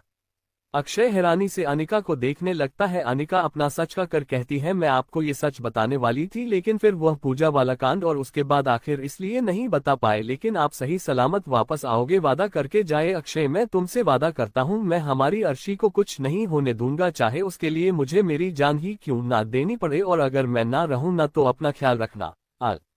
अक्षय अनिका को वहीं छोड़कर चला जाता है। अनिका रोते हुए जाते हुए अक्षय को देखती रहती है क्योंकि उसे ऐसा लग रहा था कि उसके दिल का एक टुकड़ा उसके दिल से कहीं दूर जा रहा है। अक्षय ने अपने सारे बॉडीगार्ड को उसे एरिया में फैला दिया था जहां की लोकेशन अक्षय को मिली थी, लेकिन जो लोकेशन अक्षय को मिली थी उसे लोकेशन पर तो सुमित था ही नहीं, वह कहीं और था। उसे पूरे एरिया को सर्च करने के बाद अक्षय अपना सर्च करके खड़ा हो जाता है। तभी अक्षय के पास उसका ड्राइवर आता है और कहता है, सर हमें लगता है उसने हमें गुमराह किया है, इसीलिए तो उसने आपको उसे नंबर से कॉल किया कि आप वह लोकेशन ट्रैक करके गलत दिशा में जैन सर, हमें जल्द से जल्द पता लगाना होगा वरना वह अर्शी बिटिया को कुछ भी कर सकता है। अक्षय पागलों की तरह पूरे जंगल में अर्शी को ढूंढता घूम रहा था, लेकिन उसे अर्शी का कोई सुराग नहीं मिलता है। अक्षय पूरे जंगल में घूमने के बाद वह जंगल से बाहर अपनी गाड़ी के पास आकर खड़ा हो जाता है और उसे पूरे जंगल को देखकर कहता है, ये जंगल मेरा घर है, बचपन से जंगल में खेलते आया हूँ मैं। ऐसा हो नहीं सकता है कि इस जंगल का कोई राज मुझे पता ना हो, लेकिन इस जंगल में तो मेरी बेटी नहीं है, ये पक्का है। मुझे पता करना होगा कि वह कहाँ है और सुमित ने हमें गुमराह क्यों किया और सुमित के साथ वो कौन इंसान मिला हुआ है जिसे मेरी हर एक चीज की खबर है। तभी अक्षय का फोन रिंग करने लगता है। अक्षय जब फोन को देखा है तो उसे पर अननोन नंबर से कॉल आ रहा था। अक्षय तुरंत उसे नंबर को पहचानकर कॉल उठा लेता है। तभी दूसरी तरफ से सुमित की हंसने की आवाज आती है, क्यों नहीं मिली बहू, मिलेगी भी नहीं, क्योंकि वह तो वहां है ही नहीं जहां तुमसे ढूंढ रहे हो। वह तुम्हें कभी नहीं मिलेगी क्योंकि मैं तुम्हें उसे तक पहुंच नहीं दूंगा, जैसे तुमने मुझे मेरी माँ और पापा तक नहीं पहुंचने दिया था। और जब तक तुम पहुंचोगे न तब तक तुम्हारी बेटी भी बहन पहुंच चुकी होगी जहां तुमने मेरी माँ और मेरे बाप को भेजा था। अक्षय सुमित से कहता है, तुम्हें जो चाहिए मैं तुम्हें देने के लिए तैयार हूं, मैं तुम्हें अपनी पूरी प्रॉपर्टी दे दूंगा, लेकिन मुझे मेरी बेटी से ही सालाना चाहिए। सुमित, मुझे तुम्हारी प्रॉपर्टी नहीं तुम्हारी जान चाहिए, और जब तक मैं तुम्हें मार नहीं देता मुझे चैन नहीं मिलेगा। अगर अपनी बेटी को जिंदा देखना चाहता है ना तो ढूंढ ले अपनी बेटी को। तू जितना वक्त उसे घूमने में लगाएगी ना मौत उसके उतने ही करीब जानी जाएगी। विश्वास नहीं हो रहा ना तो वीडियो जो भेजी है वह देख ले, क्योंकि अगर तुम उसे जगह को पहचान कर अपनी बेटी तक पहुंच गया तो मैं उसे जिंदा छोड़ दूंगा। अगर तुम नहीं पहुंच पाया तो तुझे अपनी बेटी की हड्डियां भी नहीं मिलेगी। अक्षय एक बार फिर उसे नंबर को ट्रेस करता है जो यहां से 20 किलोमीटर की दूरी पर दिख रहा था। अक्षय तुरंत अपनी गाड़ी लेकर उसे एड्रेस पर निकल जाता है, लेकिन वहां तो सिर्फ वीराना था, चारों तरफ सिर्फ पहाड़ी पहाड़ थे। अक्षय पागलों की तरह उन पहाड़ों में अस्सी को ढूंढता घूम रहा था। अब तो उसके बॉडीगार्ड भी उसके साथ नहीं थे, क्योंकि वह लोग तो जंगल में ही रह गए थे और अक्षय उन्हें कोई इन्फॉर्मेशन भी नहीं दे पाया था। अक्षय हताश होकर वहीं एक पत्थर पर बैठ जाता है। उसने अपने दोनों हाथों से अपने सर को दबा रखा था। तभी वहां पर तेज हवाएं चलने लगते हैं और मिट्टी उड़ने लगती है, लेकिन अक्षय पर इन सब चीजों का कोई असर नहीं पड़ रहा था, क्योंकि उसे किसी भी कीमत पर अर्शी को सही सलामत बचाना था, चाहे उसके लिए उसकी जान ही क्यों ना चली जाए, लेकिन उसे हर हाल में अक्षय को बचाना था। अक्षय अभी भी ऐसे ही बैठा हुआ था। तभी एक बार फिर अक्षय का फोन रिंग करता है। जब वह कॉलर आईडी देखा है तो उसे पर अनिका का नाम सो रहा था। अनिका का नंबर देकर अक्षय को हिम्मत नहीं होती कि वह उसे फोन उठाकर यह बता सके कि वह अभी तक अपनी बेटी को नहीं ढूंढ पाया, इसलिए वह अनिका के फोन को काट देता है। तभी दोबारा फिर फोन बजने लगता है। इस बार जब अक्षय देखा है तो यह वही अननोन नंबर था जिससे सुबह तो उसे कॉल कर रहा था। वह दोबारा से इस कॉल को रिसीव करता है तो उधर से सुमित की आवाज आती है, क्यों मिल लिया अपनी बेटी से या नहीं मिल पाया? तो कितना बेवकूफ है तू, मुझे मेरी लोकेशन से ट्रैक करने की कोशिश कर रहा है, लेकिन तुम भूल गया कि यह टेक्नोलॉजी का जमाना है, यहाँ कहीं भी कुछ भी हो सकता है। अगर अपने दिमाग पर छोड़ देगा तो अपनी बेटी तक पहुंच पाएगा। चल छोड़, मैं तुझे रियल लोकेशन सेंड करता हूँ, पहुंच जा वहां पर। अगर तू 10 मिनट में पहुंच गया तो मैं तेरी बेटी को छोड़ दूंगा, और अगर 10 से 11 मिनट भी हुई ना तो तुझे तेरी बेटी की हत्या मिल जाएगी, क्योंकि मैं उसे तेजाब के भरे ट्रक में डाल दूंगा। अक्षय जब उसे एड्रेस को देखा है तो वह इन सब से बाहर दूसरे शहर के जंगल का एड्रेस था। अक्षय अपनी स्पीड से गाड़ी चलाकर 9 मिनट में ही वहां पहुंच जाता है। आज उसने ऐसा कोई रूल नहीं था जो तोड़ा नहीं था, क्योंकि उसके लिए इस वक्त उसकी बेटी की जिंदगी ज्यादा मायने रखती थी। कोई रूल्स नहीं जब वह वहां पहुंचता है। अक्षय सुमित की बताई हुई जगह पर पहुंच चुका था और वह जैसे ही अंदर पहुंचता है सुमित के आदमी उसे चारों तरफ से घेर लेते हैं। वहीं अक्षय सुमित से कहता है, पहले मेरी बेटी को छोड़ो, उसके बाद तुम जो बोलोगे मैं करने को तैयार। सुमित हंसते हुए कहता है, शर्त रखने वाली हालत में मौजूद हो इस वक्त? मुझे तो नहीं लगता। डी अक्षय राजपूत आज मेरी कदमों में पड़ा है, कितना हसीन पल है, कैसे मजा आएगा जब तुझे मरने के बाद मैं तेरी बीवी के साथ हर रात सुहागरात मनाऊंगा और उसे हर रोज नए आती है भेजूंगा, मजा आएगा ना कहीं। सुमित की इतनी गंदी बातें सुनकर अक्षय का खून हो जाता है। वह अक्षय को कर से एक लटा में आता है और उसके सामने दीवार में जाकर लगता है। अक्षय सुमित का कॉलर पकड़ के कहता है, तेरी हिम्मत कैसे हुई मेरी बीवी के बारे में इतनी गंदी सोच रखने की? वह टक्कर है, टक्कर तो जैसा उसके आसपास भी नहीं जा सकता।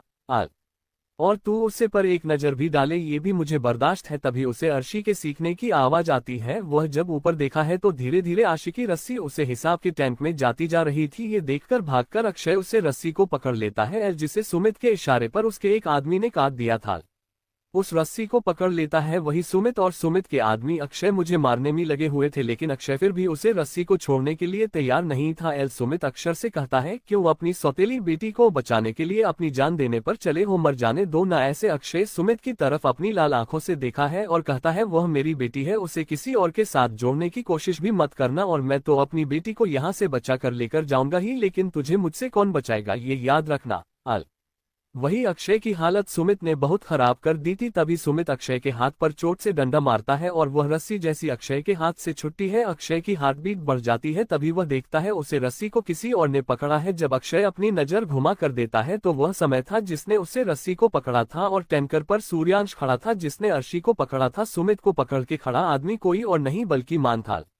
सुमित हंसते हुए समय सूर्यांश और मां की तरफ देखकर कहता है ले अक्षय तेरी बीवी के और दो आशिक आ गए, वैसे मानना पड़ेगा तेरी बीवी है बहुत गजब की औरत, तभी तो जो भी उसे देखा है उसके पीछे पागल हो जाता है, चाहे वह समय मल्होत्रा हो, चाहे वह सूर्यास्त राणा हो और चाहे वह मान खुराना हो। क्यों मन सही कहा ना, पहली नजर में ही दिल दे बैठा था अपनी भाभी को, लेकिन बेचारे का दिल टूट गया जब उसे तुम्हारी पत्नी के रूप में देखा।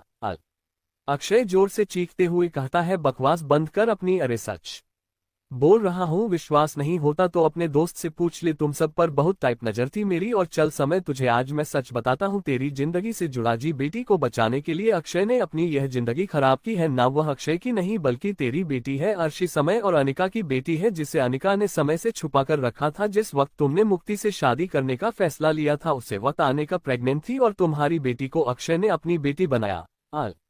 समय हैरानी से अक्षय को देख रहा था। वहीं अक्षय जमीन से उठने की कोशिश कर रहा था क्योंकि सुमित के आदमियों ने उसके पैरों पर वार किया था और वह ढंग से खड़ा भी नहीं हुआ जा रहा था।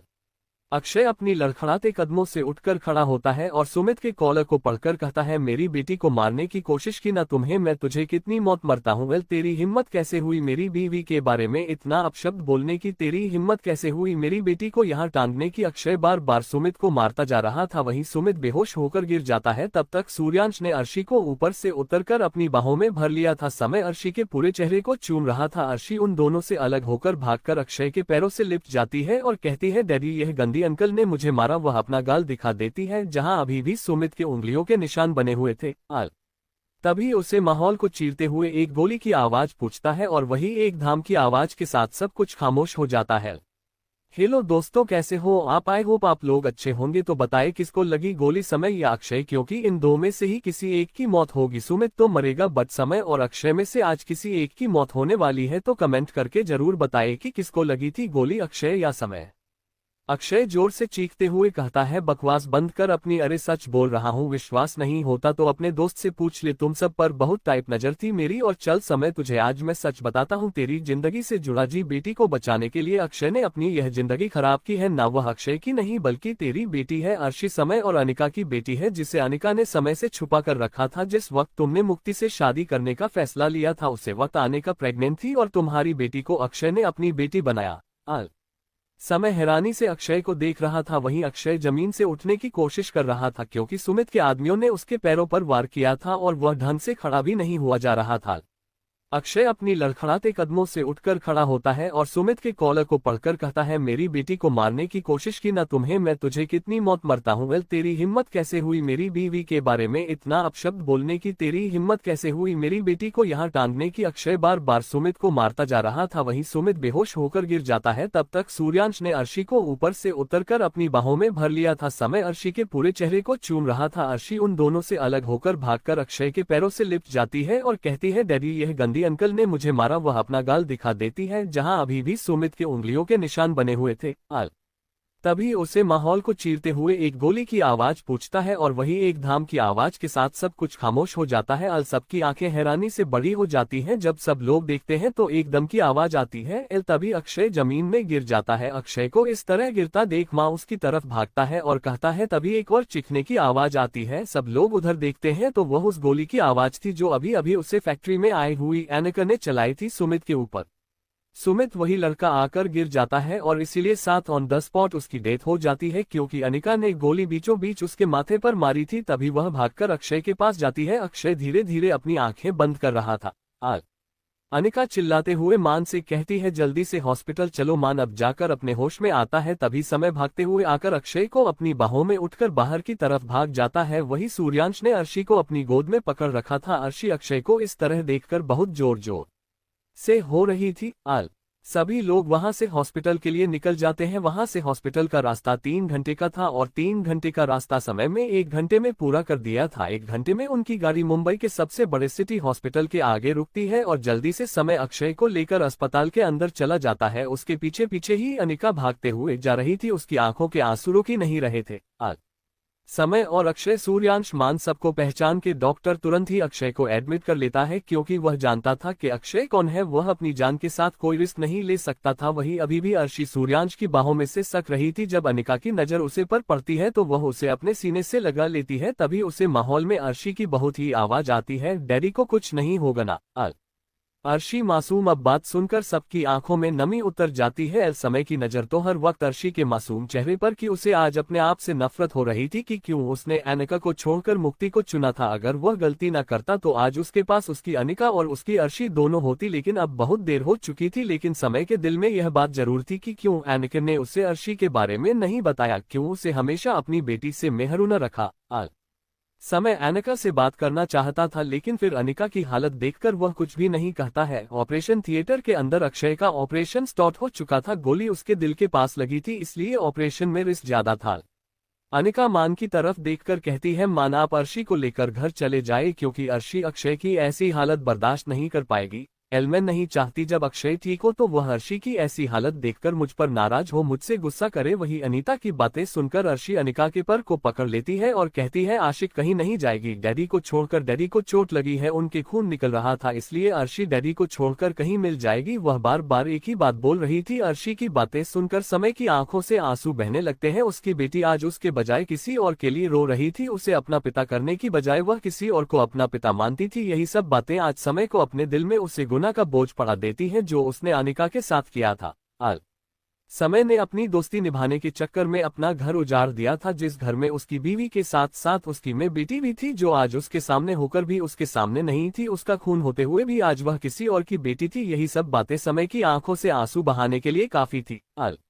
अनिका की हालत वक्त बीतने के साथ खराब होती जा रही थी। वही अनिका बेहोश होकर इस ब्रांच पर गिर जाती है। समय जल्दी से अनिका को उठाकर पासी में खाली एक रूम में लिटा देता है। डॉक्टर जाकर उनका कुछ चेक करती है और बाहर आकर उन तीनों की तरफ देखकर कहती है देखिए उन्हें ऐसी हालत में स्ट्रेस नहीं लेना चाहिए। आप लोग नहीं जानते हैं ऐसी हालत में स्ट्रेस लेने की वजह से उनकी और उनके होने वाले बच्चों की जान को खतरा हो सकता है। जैसे ही समय की कानों में होने वाले बच्चों की आवाज पड़ती है उसके पर खड़ा जाते हैं। वह एक डॉक्टर को देख रहा था। डॉक्टर रहती है शायद आप लोगों को पता नहीं था अनिका मंथ प्रेग्नेंट है।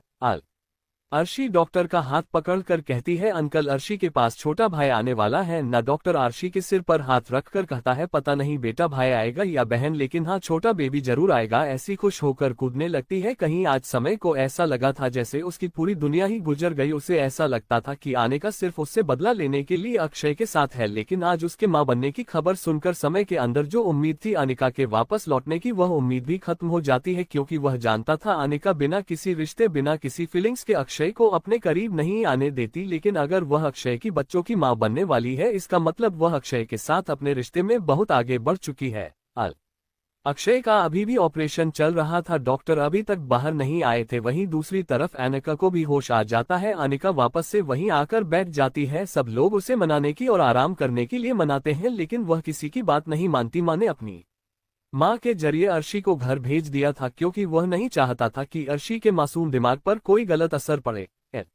रात से सुबह हो गई थी लेकिन डॉक्टर अभी तक बाहर नहीं आए थे। वहीं अनिका दर्द घबराहट बेचैनी की वजह से अपने पैरों को तेज तेज चल रही थी। तभी ऑपरेशन थिएटर का गेट खुलता है और डॉक्टर स्केटिंग बाहर आती है। डॉक्टर अनिका के सामने आकर खड़े हो जाते हैं और कहते हैं देखिए मैसेज राजपूत हम आपको झूठी तसल्ली नहीं देंगे। हमने उनकी गोली तो निकाल दी है बट गोली उनके दिल के बहुत करीब लगी। अनिका के सामने आकर खड़े हो जाते हैं और कहते हैं देखिए मैसेज राजपूत हम आपको झूठी तसल्ली नहीं देंगे। हमने उनकी गोली तो निकाल दी है बट गोली उनके दिल के बहुत करीब लगी थी, इसलिए ऑपरेशन रिस्की था। अब तो उनके होश में आने के बाद ही उनकी कंडीशन का पता चल सकता है, लेकिन हम यही कहेंगे या अगर उन्हें 12 घंटे में होश नहीं आता है तो उनकी जान भी जा सकती है। डॉक्टर अपनी बात कहकर वहां से चले जाते हैं। वहीं एनिका धाम से एक बार फिर ब्रांच पर बैठ जाती है। उसकी आंखों से आंसू रोकने का नाम नहीं ले रहे थे। वहीं वह बार बार उसे ऑपरेशन थिएटर को देख रही थी, जहां से थोड़ी देर बाद अक्षय को बाहर लाया गया। अनिका अक्षय के करीब जाने की कोशिश करती है तो बहुत वॉइस उसे मना कर देते हैं और अक्षय को आईसीयू में शिफ्ट कर देते हैं। अक्षय की हालत देखकर अनिका को कोई होश ही नहीं था। वही समय अनिका की ऐसी हालत देखकर खुद को रोने से नहीं रोक पाता। हमेशा टू एरोगेंट और हार्टलेस रहने वाला समय भी आज अनिका की हालत देखकर खुद को रोने से नहीं रोक पाया था। सूर्यांश अनिका के पास आता है और कहता है, अगर तुम खुद को इतना बेसहारा कमजोर करने लगोगे ना तो तुम अक्षय का और अपनी बेटी का ख्याल कैसे रखोगी। अक्षय को तुम्हारी जरूरत है और तुम्हारी बेटी को भी और तुम्हारे आने वाले बच्चों को भी। अगर तुम खुद को इस तरह टूटने दोगी तो फिर तुम टूटकर ही बिखर जाओगी। मैं अनिका को नहीं जानता जो रात से अभी तक आंसू बहा रही है। मैं तो उसे अनिका को जानता था जिसने मेरे भाई की एक धोखे के बदले उसे हमेशा के लिए छोड़ दिया था, जिसने अपने पिता का सच जानने के बाद उनसे अपना हर रिश्ता तोड़ दिया था। वह तब भी टूटकर नहीं बिखरी थी तो आज कैसे भी कर सकती है। अनिका एक नज़र सूर्यांश को देखने के बाद रहती है, मैं कमजोर हो गई हूँ क्योंकि अक्षय ने मुझे कमजोर बना दिया है। उसने 2 साल में मेरे हर नखरा उठाए, मेरे खाने से पहले हर चीज को मेरे सामने हाजिर कर दिया, चाहे मेरा बदला हो चाहे और कुछ भी हो। उसने मेरे कहने से पहले सब कुछ पूरा कर दिया। उसने मुझे खुद पर इतना डिपेंड करना सिखा दिया सूर्यांश की मैं उसके बिना अपनी जिंदगी में भी नहीं कर सकती। मैं जानती हूँ तुम लोगों को अर्शी का सच पता चल गया है। अर्शी 3 महीने मेरे पेट में थी जब अक्षय ने मेरी जान और मेरी इज्जत और मेरी बेटी की जान बचाई थी। फिर वो हर पल हर एक सेकंड साईं की तरह मेरे साथ रहता था, कभी भी मुझे अकेला नहीं छोड़ता था। जिन सब की उम्मीद मैं कभी समय से की थी वह सब कुछ वह करता था। जानते हो, जब मेरी डिलीवरी हो रही थी और मैं लेबर रूम में थी, मैं तरफ से ठीक रही थी, चिल्ला रही थी, तब भी मेरा उसके साथ कोई रिश्ता नहीं था एक दोस्ती के सिवा। तब भी वह उसे बात के अंदर घुस गया था। उसकी नजरें मेरे चेहरे से कहीं और इसलिए ही नहीं थी। वह उसे वक्त भी मुझे हिम्मत देता रहा था। जब मैंने अर्शी को जन्म दिया तो उसे सबसे पहले अपनी बाहों में उसी ने उठाया था। जब तक डॉक्टर ने मुझे रूम में शिफ्ट नहीं कर दिया था तब तक वह अर्शी को लेकर मेरे पास ही खड़ा रहा था। उसने अर्शी को एक पिता का प्यार दिया था और आज भी देता है। वह खुद से ज्यादा, खुद के वजूद से ज्यादा अर्शी से प्यार करता है। तू बताओ मैं कैसे ना खुद को कमजोर समझो। वह मेरी दाल बन गया था। जानते हो, एक बार किसी ने मुझे ड्रग्स देकर मेरे साथ नाइट स्टैंड करने की सोची थी। उसे वक्त मुझे उसे हालत में देखकर भी उसने एक बार भी मुझसे सवाल नहीं किया था, बल्कि मुझे उन लोगों के चंगुल से बचाकर लेकर गया था और फिर मुझसे शादी की थी। उसके बाद कभी उसने मेरे ऊपर अपना हक नहीं जाते, कभी मुझे एक पति होने का नहीं मांगा। वह उसे घर में सिर्फ मेरी बेटी का पिता बन के रहता था। धीरे धीरे उसकी अच्छाइयां कब मेरे दिल में घर कर गई मुझे पता ही नहीं चला कि कब मेरे लिए मेरी सांसों से ज्यादा जरूरी हो गया, कब वह मेरे लिए मेरे जीने की वजह बन गया, कब को मेरे लिए मेरे दिल की धड़कन बन गया, कब उसने मेरे दिल में अपने लिए खूब मुकाम हासिल कर लिया जो शायद कभी समय भी नहीं कर पाया था, क्योंकि समय ने कभी मुझ पर विश्वास नहीं किया था, समय ने कभी मेरा साथ नहीं दिया था।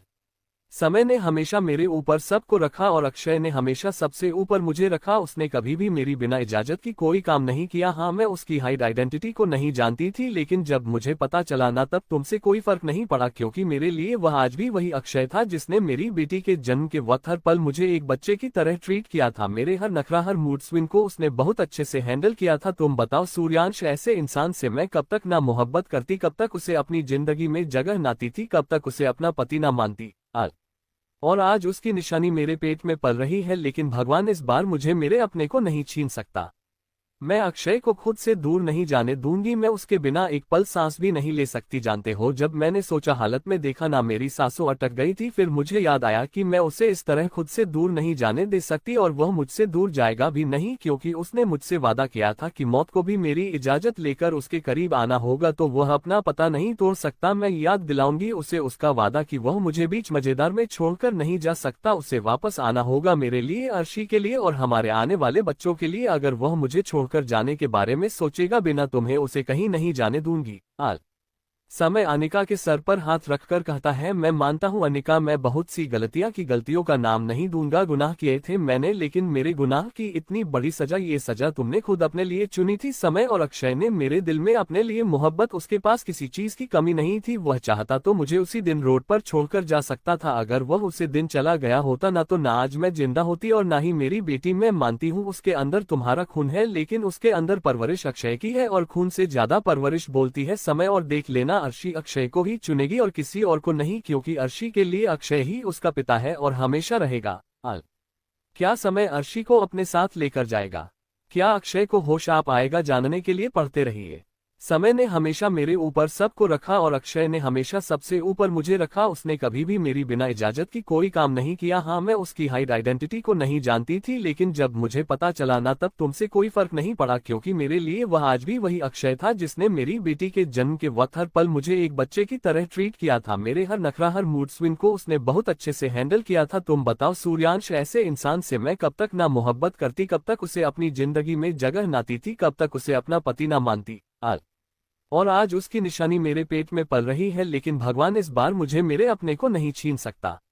मैं अक्षय को खुद से दूर नहीं जाने दूंगी। मैं उसके बिना एक पल सांस भी नहीं ले सकती। जानते हो, जब मैंने सोचा हालत में देखा ना, मेरी सांसों अटक गई थी। फिर मुझे याद आया कि मैं उसे इस तरह खुद से दूर नहीं जाने दे सकती, और वह मुझसे दूर जाएगा भी नहीं, क्योंकि उसने मुझसे वादा किया था कि मौत को भी मेरी इजाजत लेकर उसके करीब आना होगा, तो वह अपना पता नहीं तोड़ सकता। मैं याद दिलाऊंगी उसे उसका वादा कि वह मुझे बीच मजेदार में छोड़कर नहीं जा सकता। उसे वापस आना होगा, मेरे लिए, अर्शी के लिए और हमारे आने वाले बच्चों के लिए। अगर वह मुझे छोड़कर जाने के बारे में सोचेगा बिना तुम्हें, उसे कहीं नहीं जाने दूंगी। समय अनिका के सर पर हाथ रखकर कहता है, मैं मानता हूं अनिका, मैं बहुत सी गलतियां की, गलतियों का नाम नहीं दूंगा। गुनाह किए थे मैंने, लेकिन मेरे गुनाह की इतनी बड़ी सजा, ये सजा तुमने खुद अपने लिए चुनी थी। समय और अक्षय ने मेरे दिल में अपने लिए मोहब्बत, उसके पास किसी चीज की कमी नहीं थी। वह चाहता तो मुझे उसी दिन रोड पर छोड़कर जा सकता था। अगर वह उसे दिन चला गया होता ना, तो ना आज मैं जिंदा होती और ना ही मेरी बेटी। मैं मानती हूँ उसके अंदर तुम्हारा खून है, लेकिन उसके अंदर परवरिश अक्षय की है, और खून से ज्यादा परवरिश बोलती है समय। और देख लेना, अर्शी अक्षय को ही चुनेगी और किसी और को नहीं, क्योंकि अर्शी के लिए अक्षय ही उसका पिता है और हमेशा रहेगा। समय एक नजर अनिका को देखा है और कहता है, तुम भी मेरी एक बात अच्छे से सुन लो। अनिका, परवरिश से ज्यादा खून बोलता है, और जिस दिन अर्शी को ये पता चल जाएगा ना कि मैं उसका पिता हूं, तो वह सिर्फ मेरे पास आएगी, और यह बात मैं तुम्हें गारंटी से लिख कर दे सकता हूं। अनिका एक नजर समय को देखते हैं और कहती है, कुछ भी कर लो, लेकिन अर्शी को अक्षय से कोई अलग नहीं कर सकता, ना तुम ना मैं ना खुद अर्शी। और जिस दिन मैंने अर्शी को तुम्हारी किए हुए हर एक बात बता देना, उसे दिन के बाद आज से तुम्हारी शक्ल भी देखना पसंद नहीं करेगी। और अगर तुमने कभी अर्शी पर अपना अधिकार जमाने की कोशिश की, या उसे अक्षय से या मुझसे अलग करने की कोशिश की, तो उसे दिन मैं उसे सारा सच बताऊंगी कि तुमने क्यों मुझे छोड़ा था, क्या वजह थी, और उसके जन्म का सच भी खुद सोच लेना कि बेटी का प्यार तो नहीं मिलेगा, लेकिन हाँ, उसकी नफरत बेइंतहा मिलेगी। LLL समय, तुम ऐसा कुछ नहीं करोगी। अनिका, अगर तुमने मुझे मजबूर किया तो मैं यह जरूर करूंगी, और मेरे पास हर एक सबूत है जो तुम्हें तुम्हारे किए की सजा देगा। आज तुम्हें पता चल गया कि अर्शी तुम्हारी बेटी है, तो तुम्हारे अंदर दिल आ गया। उसे वक्त तुम कहाँ गए थे जब तुम मुझे अपनी रखेल बनाना चाहते थे और मेरी बेटी को नाजायज? उसे दिन तो मैं नहीं पता था। समय, मैं मानता हूँ वह मेरी गलती है, लेकिन इसका यह मतलब नहीं है कि मुझे मेरी बेटी को ही अलग कर दिया जाए। वह मेरी बेटी है, समय मल्होत्रा की बेटी। अनिका, मेरे कुछ सवालों के जवाब दे दो, उसके बाद मैं तुम्हें तुम्हारे पिता होने का हक दिलवा दूंगी।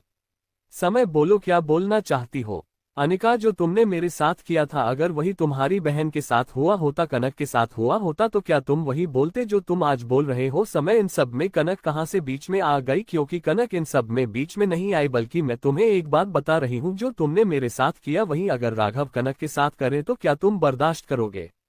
गौरी के साथ जो भी हादसा हुआ उसमें तुम्हारी बीवी मुक्ति का हाथ था, और तुम्हारी भाभी कोयल का इस बात का कैसे पश्चाताप करोगे? गौरी की जिंदगी बर्बाद करने में उन दोनों का हाथ था, फिर भी तुम दोनों भाई उन दोनों औरतों को अपने घर में रखते रहे। क्या ये थे भाई होने का फर्ज? लेकिन सॉरी तो से मैं ऐसी बिल्कुल नहीं हूँ जो मैं तुम्हारे खानदान में अपनी बेटी को भेज दूं, जहाँ न बीवियों की इज्जत की जाती है, न बहनों की मर्यादाओं की परवाह की जाती है।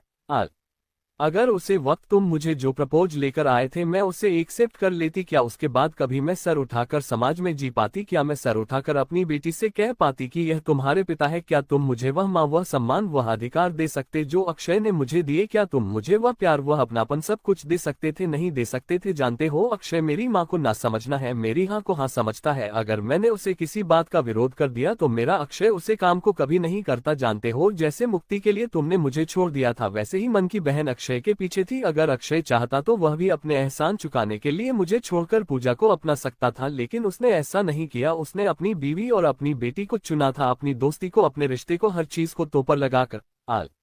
समय जोर से अनिका का हाथ पकड़ लेता है और कहता है, अगर मुझे कोर्ट भी जाना पड़े ना मेरी बेटी की कस्टडी के लिए तो मैं जाऊंगा और मैं कोर्ट को ये भी बताऊंगा कि तुमने मुझे ये बात छुपा कर रखी थी। उनके हंसने लगती है और कहती है, तू कितनी बड़ी बेशर्म होना, मतलब कितने भैया इंसान हो तुम। जिस आदमी ने तुम्हारी बेटी को एक नई जिंदगी दी, जिस आदमी ने हमारी बेटी को एक अच्छी परिवेश थी, तुम उसे आदमी को कोर्ट में ले जाने की बात कर रहे हो, उसकी इज्जत को सरेआम नीलाम करने की बात कर रहे हो। मिस्टर समय मल्होत्रा, तुम तो बहुत एहसान फरामोश निकले।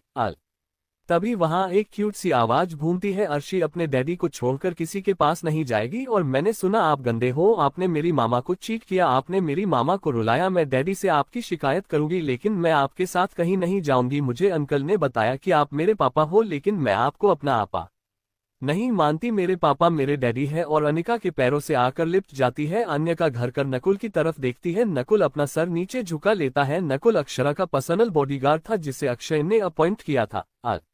अनिका अर्शी को अपनी गोद में उठाकर रहती है। बच्चे ऐसे बात नहीं करते ना, और तुम तो गुडगल हो, गुडगल बड़ों के बीच में नहीं बोलते। अर्शी अनिका के गार्डन में अपना चेहरा छुपा के रहती है। मॉम इन अंकल को यहाँ से भेजो ना, इन्हें देखकर ना मुझे बहुत गंदा गंदा लग रहा है, मुझे ना बहुत गुस्सा आ रहा है। भाई अनिका घर कर समय की तरफ देखती है। वही समय की आंखों में नमी आ जाती है। आज उसकी बेटी ने उसे पिता होने का अधिकार छीन लिया था, उसे अपना पिता मानने से इनकार कर दिया था। वह 3 साल की बच्ची थी, फिर भी आज उसके मुंह से वह शब्द सुनकर समय को अपने दिल में तेज दर्द का एहसास हुआ था। लेकिन ये दर्द समय ने खुद ही तो चुना था अपने लिए। अगर वह उसे वक्त अनिका के साथ होता तो आज उसकी बेटी भी उसके पास होती। तभी डॉक्टर अनिका की तरफ देखकर कहते हैं, मैसेज राजपूत, मिस्टर राजपूत की कंडीशन में कोई सुधार नहीं है, आपको कुछ बात करना चाहता हूं, क्या आप मेरे ऑफिस में आ सकती हैं। अनिका अर्शी को नकुल को पकड़कर डॉक्टर के केबिन में चली जाती है। डॉक्टर उसे कुछ समझता है। उसके बाद उनका ऑफिस से बाहर आती है। उसकी आंखों में आंसू थे। नकुल उसकी तरफ देखकर कहता है, क्या हुआ भाभी, आपकी आंखों में आंसू आने का। नकुल की तरफ देखकर कहती है, अक्षय की जान खतरे में है। नकुल कैसे बचाऊं, कुछ समझ नहीं आ रहा। नकुल आप फिक्र मत करो भाभी, भाई को कुछ नहीं होगा, उन्होंने कभी किसी के साथ बुरा नहीं किया तो उनके साथ भी बुरा हो नहीं सकता। भगवान उन्हें अपनी बेटी और बीवी से अलग नहीं कर सकता। तभी नकुल कहता है, भाभी यहाँ दूर पहाड़ी पर एक माताजी का मंदिर है, कहते हैं वहाँ अगर सच्ची श्रद्धा से कुछ मांगा जाए तो माता रानी जरूर पूरा करते हैं। उनका उठकर खड़ी हो जाती है और कहती है, तुम यही रहना और हाँ सबसे भरोसेमंद बॉडीगार्ड को यहाँ बुलाओ, क्योंकि अर्शी का किडनैप होना इतनी मामूली बात नहीं थी। पता करना पड़ेगा कि वह इंसान कौन था जिसने सुमित को ये जानकारी दी कि हम लोग घर पर नहीं है और अर्शी घर पर अकेली है। नकुल ओके कहकर अपने भरोसेमंद सारे बॉडीगार्ड को हॉस्पिटल बुला लेता है और वहां से समय और सूर्यांश भी जा चुके थे, क्योंकि वह अनिका की मुसीबत बनाना नहीं चाहते थे इसलिए। और मान भी घर चला गया था क्योंकि उसे अपनी बहन का कुछ पता नहीं चल रहा था इसलिए। तभी वहां पर 8 से 10 लड़कियां आकर खड़े हो जाते हैं। सब लोग नकुल की तरफ देख रहे थे। नकुल सबकी तरफ देखकर कहता है, अक्षय भाई पर जानलेवा हमला हुआ है। उनके सौतेले भाई ने उन्हें गोली मारी है और अब हम सबको फर्ज बनता है कि हम भाभी और भाई और अर्शी का ख्याल रखें। इसलिए तुम सभी हॉस्पिटल में इसी फ्लो पर रहो और पूरे अस्पताल पर नजर रखो, क्योंकि मैं नहीं चाहता बाहर का कोई बंदा यहाँ आए, क्योंकि हमारे किसी आदमी ने सुमित की मदद जरूर की थी, लोगों की मदद की थी, चाहे लालच में चाहे मजबूरी में, और हमारे धंधे में मजबूरी नहीं चलती। इसलिए पता करो कौन था वह इंसान और उसे ऐसी सजा दो जिंदगी में फिर कभी भी किसी के साथ गद्दारी ना कर सके। अनिका हॉस्पिटल से निकलकर मंदिर के चित्र चली जाती है, क्योंकि उसे किसी भी कीमत पर अपने अक्षय को बचाना था। अनिका जय माता दी कहते हुए वह 2000 सीढ़ियां चढ़ने लगती है माता के मंदिर की। ऊपर से वह प्रेग्नेंट थी और कल से उसने कुछ खाया भी नहीं था, उससे कमजोरी थी, वह बार बार लड़खड़ा रही थी और बार बार चल रही थी, लेकिन उसे किसी भी कीमत पर शाम होने से पहले माताजी के मंदिर पहुंचना था। इसलिए वह बिना रुके बिना बैठे सीढ़ियां चढ़ती जा रही थी। वही उसकी लगन उसकी श्रद्धा देखकर उसके आसपास आ जा रहे लोग उसकी तारीफ से कर रहे थे, लेकिन अनिका के दिमाग में तो सिर्फ अक्षय घूम रहा था, उसका खून से लगभग वह बदन घूम रहा था। इन सब में उसने ध्यान ही नहीं दिया कि वह मां बनने वाली है। इतनी सीढ़ियां चढ़ना उसके बच्चे के लिए खतरनाक है, लेकिन इस वक्त उसे अक्षय के सिवाय कुछ नहीं दिख रहा था। अनिका जैसे तैसे अंधेरा होने तक मंदिर में पहुंच जाती है और माता के पैरों के पास आकर को वही गिरकर भी होश हो जाती है। वही माता के मंदिर में जो महात्मा जी बैठे थे वह तुरंत अपनी आंखें खोलकर उसे जगह से उठकर बाहर आ जाते हैं और अनिका के माथे पर हाथ रखकर कहते हैं, दूध दुनिया से लड़कर आई थी, यहाँ अपनों से धोखा खाकर तुझे नया जन्म मिला था और तूने अपने इस जन्म में भी खुद के आत्मसम्मान के लिए बहुत कुछ किया है। महादेव और माता पार्वती इतने हृदय नहीं हो सकते तुझे तेरा सब कुछ छीन ले, क्योंकि यह लड़का तेरा नसीब है और तू अपने नसीब को कभी खुद से दूर नहीं जाने देती। तभी वह उसके सर पर हाथ रखते हैं और उसके एक सेकंड बाद ही अनिका की आंखें खुल जाती है। एनाकोंडा बाबा को देखकर असमंजस में रह जाती है। बाबा जी कहते हैं अपनी दुनिया छोड़कर तू इस दुनिया में आई है क्योंकि तेरा नसीब था यह, और माता जी ने तेरे नसीब में बहुत ही अच्छा जीवन साथी लिखा है। जी, जीवन साथी के लिए तू यहाँ दुआ मांगने आए है ना। वह जीवन साथी अपनी मौत से लड़ते हुए भी तेरे लिए भगवान से तेरी खुशियां मांग रहा है। वह लड़ाई लड़ रहा है भगवान से कि वह तुझे छोड़कर नहीं जा सकता, क्योंकि उसने तुझे वादा किया था कि वह तुझे किसी भी कीमत पर छोड़कर नहीं जाएगा। बाबा जी की बात सुनकर अनिका की आंखों में आंसू आ जाती है। बाबा जी फिक्र मत कर, माता रानी ने तेरी पुकार सुन ली। यह जेल और यह फूल दोनों लेकर जा, ये जल की सा बंदे अपने पति के मुंह में डाल देना और यह फूल उसके सर के नीचे रख देना। 10 मिनट बाद वह होश में आ जाएगा। और एक बात, बहुत बड़ा खतरा मंडरा रहा है उसके ऊपर, उसे सिर्फ तू ही टाल सकती है। अभी वह सिर्फ एक खतरे से निकला है, लेकिन उससे भी बड़ा खतरा उसका इंतजार कर रहा है। अगर तू इसी तरह उसका साथ देती रहेगी तो उसे कुछ नहीं होगा। अगर तूने उसका साथ छोड़ा तो वह दुनिया से हार जाएगा। तुझे यहाँ भेजा इसलिए गया था कि तुम दोनों की किस्मत और तुम दोनों का नसीब एक दूसरे से मिला हुआ था, वरना पहली शादी में तुझे धोखा नहीं मिलता और धोखा खाने के बाद तू दोबारा किसी पर विश्वास नहीं कर पाती बेटी। इसलिए भगवान ने तेरे नसीब में खुद का अंश लिखा है। अनिका चुपकर बाबा जी को प्रणाम करती है। जब वह अपनी आंखें खुलती है तो वह बाबा जी वहां थे ही नहीं। अनिका मंदिर के चारों तरफ उन्हें ढूंढने की कोशिश करती है, लेकिन बाबा जी उसे कहीं नहीं मिलते। तभी वह माता रानी के चरणों में आकर बैठ जाती है और कहती है, माता जी, मैं नहीं जानती कि मेरे किस पुण्य का फल अपने अक्षय के रूप में मुझे दिया है, लेकिन आप बस उसे मुझसे दूर मत करना, वरना मैं जीते जी मर जाऊंगी और मेरे पेट में पल रहा ये बच्चा हमारे प्यार की निशानियां। माता रानी, इस बच्चे को इस दुनिया में आने से पहले उसके सर से उसके पिता का साया मत छीना। जैसे ही वह सर झुकाकर माताजी के चरणों में सर रखती है, एक चुनरी अनिका के सिर पर जाकर गिरती है। जैसे ही वह अपना सर उठाकर ऊपर देखी है तो उसके पूरी मांग में माता के चरणों का सिंदूर लगा हुआ था। वह वहां से उठकर तुरंत सीडीओ की तरफ जाने लगती है। तभी पंडित जी कहते हैं, पेटी चढ़ने के लिए तो सीडीओ का रास्ता है, लेकिन जाने के लिए बहुत सारी सुविधाएं हैं, तो उसे चली जा। पंडित जी दूसरी तरफ इशारा करते हैं जहाँ एक गाड़ी खड़ी थी। अनिका पंडित जी को धन्यवाद कहकर उसे गाड़ी में बैठ नीचे के लिए निकल जाती है। 10 मिनट में वह नीचे आती है। तभी वह ड्राइवर अनिका की तरफ देखकर कहता है, मैं आपको कहाँ जाना है आप बता दीजिए, मैं वहीं छोड़ दूंगा। अनिका उसे अस्पताल का रास्ता बताती है और वह ड्राइवर अनिका को अस्पताल के सामने उतारकर वहां से चला जाता है। अनिका भागते हुए अस्पताल के अंदर जाने लगती है। तभी एक जोरदार टक्कर होती है और उनका वही जमीन पर गिर जाती है और अनिका के मुंह से चीख निकल जाती है। ज्ञान का वक्त से अक्षय के पास पहुंच पाएगी। कौन था जिसने अनिका को धक्का मारा? क्या निकाल के हाथों से वह पवित्र जल गिर गया? कमेंट करके जरूर बताएं। अनिका चुपकर बाबा जी को प्रणाम करती है। जब वह अपनी आंखें खुलती है तो वह बाबा जी वहां थे ही नहीं। अनिका मंदिर के चारों तरफ उन्हें ढूंढने की कोशिश करती है, लेकिन बाबा जी उसे कहीं नहीं मिलते। तभी वह माता रानी के चरणों में आकर बैठ जाती है और कहती है, माता जी, मैं नहीं जानती कि मेरे किस पुण्य का फल अपने अक्षय के रूप में मुझे दिया है, लेकिन आप बस उसे मुझसे दूर मत करना, वरना मैं जीते जी मर जाऊंगी और मेरे पेट में पल रहा ये बच्चा हमारे प्यार की निशानियां। माता रानी, इस बच्चे को इस दुनिया में आने से पहले उसके सर से उसके पिता का साया मत छीना। जैसे ही वह सर झुकाकर माताजी के चरणों में सर रखती है, एक चुनरी अनिका के सिर पर जाकर गिरती है। जैसे ही वह अपना सर उठाकर ऊपर देखी है तो उसके पूरी मांग में माता के चरणों का सिंदूर लगा हुआ था। वह वहां से उठकर तुरंत सीडीओ की तरफ जाने लगती है। तभी पंडित जी कहते हैं, पेटी चढ़ने के लिए तो सीडीओ का रास्ता है, लेकिन जाने के लिए बहुत सारी सुविधाएं हैं, तो उसे चली जा। पंडित जी दूसरी तरफ इशारा करते हैं जहां एक गाड़ी खड़ी थी। अनिका पंडित जी को धन्यवाद कहकर उसे गाड़ी में बैठ नीचे के लिए निकल जाती है। 10 मिनट में वह नीचे आती है। तभी वह ड्राइवर अनिका की तरफ देखकर कहता है, मैं आपको कहाँ जाना है आप बता दीजिए, मैं वहीं छोड़ दूंगा। अनिका उसे अस्पताल का रास्ता बताती है और वह ड्राइवर अनिका को अस्पताल के सामने उतारकर वहां से चला जाता है। अनिका भागते हुए अस्पताल के अंदर जाने लगती है। तभी एक जोरदार टक्कर होती है और उनका वही जमीन पर गिर जाती है और अनिका के मुंह से चीख निकल जाती है। अनिका जब सामने देखती है तो सामने मान खड़ा था। मान को अपने सामने देखकर अनिका एक पल को तो हैरान रह जाती है, लेकिन फिर वह दूसरे ही पल उठकर खड़ी होकर मान से कहती है, तुमने मुझे गिराया क्यों? मान अनिका के बालों को पीछे से पकड़ लेता है और कहता है, तेरी वजह से आज मेरी बहन की यह हालत है और मैं तुझे कभी माफ नहीं। पहले ही मैं अपने दोस्त को कुछ नहीं करूंगी, लेकिन तेरी जिंदगी मैंने नरक ना बना दी तो कहना क्या गलती थी मेरी बहन की? बस इतनी कि वह प्यार करती थी, अक्षय से शादी करना चाहती थी उसे, लेकिन तू हमेशा उसके बीच में आ गई। तेरी वजह से अक्षय ने मेरी बहन के साथ इतना गलत किया। मैंने उससे लड़की को बोला था कि मैं अक्षय को मना लूंगा तुझे छोड़कर उससे शादी करने के लिए, लेकिन वह तुम्हें अक्षय के साथ देखकर खुद का कंट्रोल भूल गई और उससे वह गलती हो गई जिसकी वजह से मायन ने उसके साथ इतना बुरा वक्त किया। ये सब कुछ तेरी वजह से हुआ है, तो मैं तुझे चैन से जीने दो, ऐसा तो हो नहीं सकता। और हाँ, अर्शी का पता मैंने बताया था। अनिका मान के हाथ से अपने बाल एक झटके में छुड़ाकर रहती है। माँ, जब घर का ही इंसान विभीषण बन जाए ना तो उससे दूरी बना लेनी चाहिए। आज मेरे अक्षय की जो भी हालत है ना, वह सिर्फ तुम्हारी वजह से है, और अगर अक्षय को कुछ भी हुआ तो तुम अनिका का वह रौद्र रूप देखोगे जो तुम बर्दाश्त नहीं कर पाओगी। आज तक तुमने एक स्वीट मासूम सी अनिका को देखा है, लेकिन असली अनिका से तुम आज तक मिले ही नहीं हो। और तुम फिक्र मत करो, मैं तुम्हें अक्षय की जिंदगी से बाहर निकाल दूंगी, चाहे उसके लिए मुझे अक्षय की नजरों में बड़ा ही क्यों न बनना पड़े, क्योंकि अक्षय मुझे तो जिंदगी में कभी नहीं छोड़ेगा। और तुम्हारी वजह से आज अक्षय की यह हालत है, इसलिए तुम्हारे सारे एहसान खत्म हो चुके हैं अक्षय पर। आज के बाद अगर तुम मुझे उसके आसपास भी दिखे ना तो आई स्वेयर तुम असली अनिका से मिलोगे। वह एक झटके में एक पर से माँ के पैर पर वार करती है और मायन तुरंत घुटनों पर बैठ जाता है। अनिका मायन की आंखों में आंखें डालकर गुस्से से कहती है, तुम्हारी औकात है। और आज मैं समझ गई कि उसे दिन पूजा ने जो तुम सबके सामने मुझसे कहा वह सब तुम्हारी मर्जी से कहा था, समझे तुम।